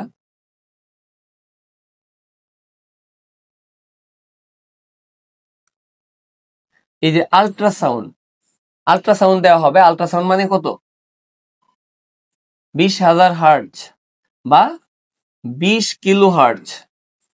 তো এই যে জিওফোন নামক একটা রিসিভার, এটা একটা যন্ত্র। এই যন্ত্র থেকে একটা জিনিস চিন্তা করে দেখো, এই যন্ত্র থেকে আল্ট্রাসাউন্ড যদি মাটির ভিতরে, কারণ আমরা দেখবো অনেক সময় মাটির নিচে যে খনিজ পদার্থ থাকে, এটা আমরা উপরের থেকে কিভাবে বুঝতে পারবো? মাটির নিচে যদি বিভিন্ন খনিজ পদার্থ থাকে, এটা বোঝার জন্য যে আল্ট্রাসাউন্ড ক্লিনার বলতে গেলে কি রিসিভার একটা যন্ত্র। এই রিসিভার, এটাকে কি বলছে? রিসিভারটাকে জিওফোন বলা যাচ্ছে। এই জিওফোন থেকে একটা উচ্চ কম্পাঙ্কের শব্দ দেওয়া হবে, মানে আল্ট্রাসাউন্ড 20,000 হার্জ কম্পাঙ্কের শব্দকে মাটির নিচে যদি পাঠানো হয়, তো এই শব্দটা মাটির বিভিন্ন লেয়ার, দেখো এইখানে যাবে, যা বাধা পেয়ে আবার ফিরে আসবে, এইখানে যাবে, যে বাধা পেয়ে ফিরে আসবে, এই প্রত্যেকটা লেয়ারে কিন্তু যাবে শব্দগুলি, যা ফিরে আসবে, আবার এই লেয়ারেও যাবে, বাধা পেয়ে ফিরে আসবে। তো বিষয়টা হচ্ছে কি যে এইভাবে শব্দগুলি যাবে, হ্যাঁ, মাটির বিভিন্ন লেয়ারে এরা বাধা হয়ে কিন্তু ফিরে আসবে। তো এই যে মাটির প্রত্যেকটা লেয়ারে রিসিভার থেকে, জিওফোন নামক রিসিভার থেকে যে উচ্চ কম্পাঙ্কের শব্দ আল্ট্রাসাউন্ড 20,000 হার্জের কম্পাঙ্কের শব্দকে মাটির ভিতরে পাঠানো হইতেছে, মাটির প্রত্যেকটা লেয়ার থেকে বাধা হয়ে ফিরে যেতেছে। কিন্তু বিষয়টা হচ্ছে যদি এইখানে কোনো খনিজ পদার্থ থাকে, অথবা মনে করো এইখানে মাটির এই জায়গাতে কোনো খনিজ পদার্থ আছে, যদি এখানে কোনো খনিজ পদার্থ থাকে, সেই ক্ষেত্রে মাটির লেয়ার থেকে বাধা হয়ে, স্বাভাবিকভাবে যদি কোনো কিছু না থাকে, মাটির লেয়ার থেকে বাধা হয়ে প্রত্যেকটা স্তর থেকে বাধা পেয়ে এই শব্দগুলি রিসিভারে যাবে। যেমন তুমি একটা জিনিস বুঝতেই পারো যে একটা কলসের মধ্যে, একটা কলসির মধ্যে যদি পানি না থাকে, তখন তুমি যদি সাউন্ড করো যে ধরনের শব্দ আসবে, হ্যাঁ, একটা কলসির মধ্যে পানি থাকলে যদি তুমি আঘাত করো, ওই ধরনের শব্দ কিন্তু আসবে না। তার মানে এখানে পানি দ্বারা পূর্ণ এবং পানি, হ্যাঁ, পানি দ্বারা পূর্ণ কলসি এবং পানি ছাড়া যে কলসি, দুইটাতে আঘাত করলে এক শব্দ আসবে না। ওইরকম মাটির বিভিন্ন লেয়ার থেকে বাধা হয়ে শব্দগুলি গেলে, যখন এই জিওফোন বা রিসিভারটা, যখন একটা এই প্রত্যেকটা প্রতিধ্বনি যে শব্দগুলি বাধা হয়ে যেগুলি গেছে, এই প্রতিধ্বনি শব্দগুলিকে যখন একটা গ্রাফে নেওয়া হয়, তখন বুঝতে পারা যায় যে মাটির নিচে কোনো খনিজ পদার্থ আছে কিনা। কারণ মানে যদি কোনো খনিজ পদার্থ না থাকতো, তাহলে শব্দের যে প্রতিধ্বনিটা ফিরে গেছে ওইটা কেমন হইতো? আর স্বাভাবিক বোঝার চেষ্টা করো, স্বাভাবিক যদি হয়, মানে কোনো খনিজ পদার্থ না থাকে, তাহলে প্রতিধ্বনি শব্দগুলির গ্রাফটা কেমন হবে? আর যদি নিচে কোনো মানে খনিজ পদার্থ থাকে, ওইটার প্রতিধ্বনি কেমন হবে? এটা গ্রাফটা যখন ফুটায় তোলা হয়, এই, হ্যাঁ, প্রতিধ্বনি শব্দগুলি যখন একটা গ্রাফ করা হয় লেখচিত্র, তখন ওইখান থেকে বোঝা যায় যে মাটির নিচে কোনো খনিজ পদার্থ আছে কিনা। ওইটাকে বলা হয় ত্রিমাত্রিক সিসমিক সার্ভে। অর্থাৎ মাটির নিচে কোনো খনিজ পদার্থ আছে কিনা, জিওফোন নামক একটা রিসিভার থেকে উচ্চ কম্পাঙ্কের শব্দ মাটির নিচে পাঠায় যখন প্রতিধ্বনি শব্দগুলিকে অ্যানালাইসিস করা হয়, যে একটা গ্রাফের মধ্যে নেওয়া হয়, তখন বোঝা যায় যে মাটির নিচে কোনো খনিজ পদার্থ আছে কিনা। এই তো। আর এটা কিন্তু শব্দেরই একটা ব্যবহার আল্ট্রাসাউন্ড। এরপরে দেখো একটা কি লেখা হয়েছে, আল্ট্রাসাউন্ড ক্লিনার। এখানে বোঝাই যাইতেছে কি দেওয়া হইতেছে। আল্ট্রাসাউন্ড ক্লিনার মানে উচ্চ কম্পাঙ্কের শব্দ, যেটা 20 কিলো হার্জ। উচ্চ কম্পাঙ্কের একটা শব্দ দিয়া কি করা হবে? ক্লিনার, মানে পরিষ্কার করা হবে। কি পরিষ্কার করা হবে? যে ছোটখাটো যে যন্ত্রপাতি গুলি আছে, এগুলিকে যদি পানির মধ্যে রেখে উচ্চ কম্পাঙ্কের শব্দ দেওয়া হয়, ফলে এটা কাঁপতে থাকবে। কাঁপতে থাকলে যন্ত্রগুলি থেকে যে হ্যাঁ এই যন্ত্রপাতিগুলিতে যে ময়লাগুলি জমে থাকবে এগুলি কিন্তু কাঁপার কারণে পড়ে যাবে। আবার বলতেছি, একটা পাত্রে পানি নিয়ে যদি পানির ভিতরে কিছু যন্ত্রপাতি রাখা হয়, তো হ্যাঁ ছোট যন্ত্রপাতি রাখা হয়, রেখে যদি একটা আল্ট্রাসাউন্ড দেওয়া হয়, উচ্চ কম্পাঙ্কের শব্দ দেওয়া হয়, উচ্চ কম্পাঙ্কের শব্দ দেওয়ার কারণে এই পানির ভিতরে একটা কম্পন তৈরি হবে। ফলে দেখা গেছে কি যন্ত্রপাতিগুলি থেকে কাঁপাকাঁপির ফলে যন্ত্রপাতি থেকে যে আবর্জনাগুলি আছে বা ময়লাগুলি আছে এগুলি পাত্রের নিচে জমা হবে। এইভাবে আমরা যন্ত্রপাতিগুলিকে পরিষ্কার করতে পারি এই আল্ট্রাসাউন্ড ক্লিনার দ্বারা। এই আর কি, ঠিক আছে। এরপরে দেখো শব্দের যে ব্যবহার, আসলে শব্দকে আসলে শব্দকে তিন ভাগে ভাগ করা হয়েছে। হ্যাঁ, যে আমরা যে শব্দগুলি শুনি, শোনো, আমাদের কাছে যে শব্দগুলি শুনতে ভালো লাগে এগুলিকে বলা হয় সুরযুক্ত শব্দ, মানে সুরেলা শব্দ। আর যে সকল শব্দ শুনতে ভালো লাগে না, যেমন একটা জিনিস চিন্তা করে দেখো, যে ইট ভাঙার জন্য যে মেশিন, এটা শব্দ শুনতে কি আমাদের কাছে কারো কাছে ভালো লাগে না? তো তো যে সকল শব্দ শুনতে আমাদের কাছে ভালো লাগে এই শব্দগুলিকে বলা হয় সুরযুক্ত শব্দ বা সুরেলা শব্দ। এই সুরেলা শব্দকে হ্যাঁ এই সুরেলা শব্দকে কয় ভাগে ভাগ করা হয়েছে? তিন ভাগে। একটা হয়েছে তার দিয়ে তৈরি বাদ্যযন্ত্র। তার দিয়ে কি কি তৈরি বাদ্যযন্ত্র হয়? একতারা, বেহালা আর কি সেতার। মনে রাখতে হবে এখানে কি মনে রাখবা? তার দিয়ে তৈরি যে বাদ্যযন্ত্রগুলি এইগুলি কি হবে? একটা হবে একতারা, বেহালা আর কি সেতার। আর বাতাসের প্রবাহ দিয়ে যে তৈরি বাদ্যযন্ত্র, এটা কি হইতে পারে? বাঁশি এবং হারমোনিয়াম। এই দুইটার জন্য কি লাগে? বাতাসের প্রবাহ লাগে। তারপরে মনে রাখবা আঘাত দিয়ে তৈরি বাদ্যযন্ত্র, হ্যাঁ, ঢোল এবং তবলা, এগুলি আঘাত দিয়ে তৈরি বাদ্যযন্ত্র, ঠিক আছে। এগুলির ক্ষেত্রে আঘাত করলেই শব্দ পাওয়া যায়, তাই না? এই সুরেলা শব্দকে কয় ভাগে ভাগ করা হয়েছে? তিন ভাগে। তার দিয়ে তৈরি বাদ্যযন্ত্র, বাতাসের প্রবাহ দিয়ে তৈরি বাদ্যযন্ত্র, আঘাত দিয়ে তৈরি বাদ্যযন্ত্র, ঠিক আছে। একটু পড়লেই মনে থাকবে।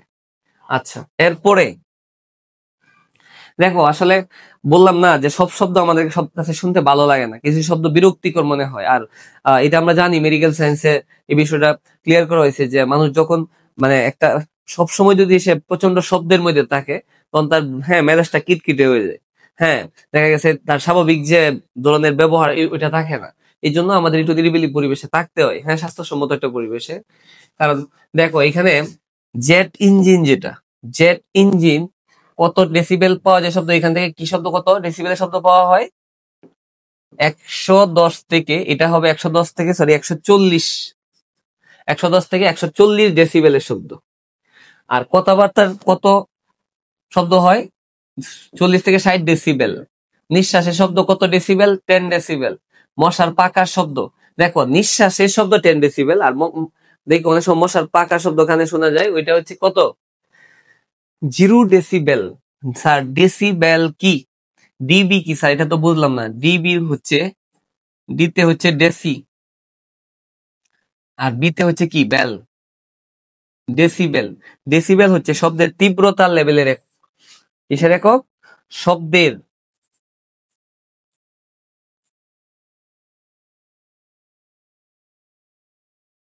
তীব্রতা। মনে রাখো, ডেসিবেল হচ্ছে শব্দের তীব্রতা লেভেলের একক। তো জেট ইঞ্জিন, কথাবার্তা, নিঃশ্বাস, মশার পাখা, আরো বিভিন্ন ইয়ার যে শব্দ তোমাদের বই আরো আছে, ওগুলি প্রত্যেকটা একটু মনে রাখতে হবে, এমসিকিউ এর জন্য মুখস্থ রাখতে হবে, ঠিক আছে, কোনটা কত ডেসিবেল।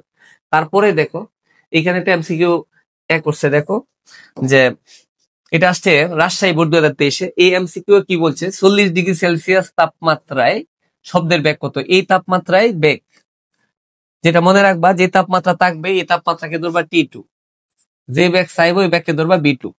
সরাসরি সূত্র B2/B1 রুট T2/T1। তো এখান থেকে আমাদের কি বের করতে হবে? এই তাপমাত্রার জন্য ব্যাগ B2 বের করতে হবে। তো এখানে হবে রুট, হ্যাঁ, B2 যদি বের করতে হয় কি ওই দিকে যাবে? B1 রুট T2 কি বলো? T1। তো B1 কত? বায়ুতে শব্দের বেগ আমরা জানি যে 0°C তাপমাত্রার জন্য শব্দের বেগ হচ্ছে 300 কত? 30 ms−1। এই তাপমাত্রাকে ধরবা T1 আর এই বেগকে ধরবা B1, ঠিক আছে। তো B1 কত মুখস্থ রাখবা? 330। T2 কত? দেখো T2 কত ডিগ্রি? 40°। 40° মানে কি? 40°-র সাথে কত যোগ করতে হইব? 273, কারণ সেলসিয়াস থেকে কোথায় যাইবা? কেলভিনে। তো সেলসিয়াস থেকে কেলভিনে গেলে 273 যোগ করলে 273, আর 40 যোগ করলে কত হইব? 300। 13 কেলভিন, এটা আসছে 313। আর T1 কত? 0 ডিগ্রি সেলসিয়াস। 0 ডিগ্রি সেলসিয়াস মানে কত? আমরা সবাই জানি 273 কেলভিন। 273। তো ফাইনালি এটা কি আসে একটু দেখো। এটা আসবে তোমার 330, 313 বা কত 273। এটা আসছে তোমার 353.34। তো তুমি যদি একটু অ্যান্সারের দিকে তাকাও, এর কাছাকাছি কোনো অ্যান্সার আছে কিনা একটু দেখো। এর কাছাকাছি কোনো অ্যান্সারও যদি থাকে, হ্যাঁ আছে তো, 300 কত আছে দেখো, 353 এমএস। এটা কাছাকাছি আছে, এটাই অ্যান্সার হবে। আশা করি বুঝছো, জাস্ট এই সূত্র দিয়ে করে ফেলবা, ঠিক আছে। তো এরপরে দেখো কি বলছে, যে কম্পাঙ্কের মাত্রা কোনটি। আসলে কম্পাঙ্ক বলতে যেটা আমরা বুঝি, কম্পাঙ্কের মাত্রা কোনটি। কম্পাঙ্ক ছিল এফ ইকুয়াল কি বলো, 1/t। তো এই যে এফ ইকুয়াল 1/t, উপরে তো 1t কি আছে আর নিচে কি টি। টি মানে কি? পর্যায়কাল। পর্যায়কাল বা দোলনকাল। টি মানে পর্যায়কাল বা দোলনকাল। পর্যায়কাল বলো, দোলনকাল বলো, মূলত হচ্ছে সময়। সময়কে আমরা, সময়ের মাত্রা কি টি, টাইম। টি এর পাওয়ার কি আছে 1, তো এটাকে কি লেখা যাবে, টি ইনভার্স 1। তো কম্পাঙ্কের মাত্রা হচ্ছে টি ইনভার্স 1, টি ইনভার্স 1। কি বোঝা গেছে না? এরপরে দেখো কি বলছে, সেকেন্ড দোলকের পৃথিবী পৃষ্ঠে কার্যকর দৈর্ঘ্য কত। হ্যাঁ, সেকেন্ড দোলক, এটা আগে বুঝতে হবে সেকেন্ড দোলক কি। সেকেন্ড দোলক মানে হচ্ছে 2 সেকেন্ড। পর্যায়কাল কত সেকেন্ড, 2 সেকেন্ড। পৃথিবী পৃষ্ঠে কি চাইছে বলো, কার্যকর দৈর্ঘ্য, মানে কার্যকরী দৈর্ঘ্য, যেটা মূলত এইখানে এল এর মান বের করতে বলছে। তো এল এর মান বের করার জন্য আমাদের যে সূত্র আছে, আমরা সবাই শিখছিলাম, টি ইকুয়াল 2π√L/g, তাই না? এখানে এল এর মান বের করতে হবে। তো এল এর মান যদি বের করতে হয়, তো এদিকে স্কোয়ার 2π√L/g, টোটালটার উপর একটা কি দিবা, স্কোয়ার, কারণ এল বের করতে গেলে রুট তুলতে হবে, তাই না? তো ফাইনালি এখানে কি আসবে, টি স্কোয়ার। টি কি আছে, টি স্কোয়ারটা 2 কে পাইলে 4, পাই কে পাইলে কি হবে, পাই স্কোয়ার। আর রুট আর স্কোয়ারে কাটা গেলে কি থাকবে, L/g। তো ফাইনালি এখানে যেহেতু আমাদের এলটা বের করতে হবে, এই পার্টটা এদিকে নিয়ে এসে পড়ো, 4π² L/g। আর ডান দিকে কি যাবে বলো, টি স্কোয়ার। এইটুকু এদিকে আনলে টি স্কোয়ারটা ডানে পাঠিয়ে দিলাম। তো এখন কার মানটা বের করবো, এল এর মান যদি বের করতে হয়, নিচে কি যাবে দেখো, এল এর সাথে কি আছে, 4π², 4π² যাবে নিচে। আর জি কার সাথে গুণ হবে, টি স্কোয়ার, জি টি স্কোয়ার থাকবে উপরে, ঠিক আছে। তো যেহেতু এখানে এল এর মানটা আমাকে বের করতে হবে, এল, তো এল এর সাথে 4π² যাবে নিচে, আর জি টি স্কোয়ারটা থাকবে উপরে। এখন তুমি যদি মান বসায় দাও, তাহলে কি বসাতে পারবা দেখো, এখানে কোনার মান কত জানো, জি এর মান আমরা সবাই জানি 9.8। আর সেকেন্ড দোলক মানে টি এর মান 2 সেকেন্ড, উপরে টি এর উপরে কি দিবা, স্কোয়ার। আর ফোর তো ঠিকই আছে, পায়ের মান কত, 3.1416, রাইট। আর এটার উপরে কি দিবা, স্কোয়ার। তো দেখো ফাইনালি কি অ্যান্সার আসে। উপরে কি আছে, 9.8 ইন্টু কত, 4। হ্যাঁ, 2 স্কোয়ার মানে তো 4। তো এটাকে ভাগ করতে হবে কত দ্বারা, 4 ইন্টু 3.1416, উপরে কি আছে, স্কোয়ার।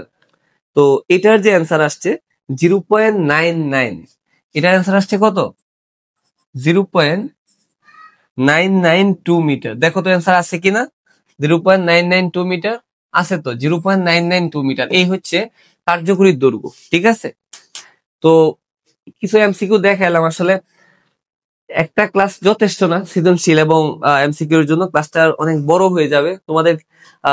বড় ক্লাস অনেকে দেখতে, যে স্যার, অনেকে কমেন্টস করে যে স্যার এত বড় ক্লাস মনোযোগ সম্পূর্ণটা দিয়ে দেখতে অনেক কষ্ট হয়, এই জন্য ছোট ক্লাস করেন। তো বেসিক ক্লাসটা আসলে একটা এতে রাখলাম ভিডিওতে। আর বাকি যে সিকিউ গুলি আছে 25, 24, এগুলি আমরা আলাদা আলাদা এতে নিয়ে আসবো। তো আজকের ক্লাসটা এই পর্যন্তই। আল্লাহ হাফেজ।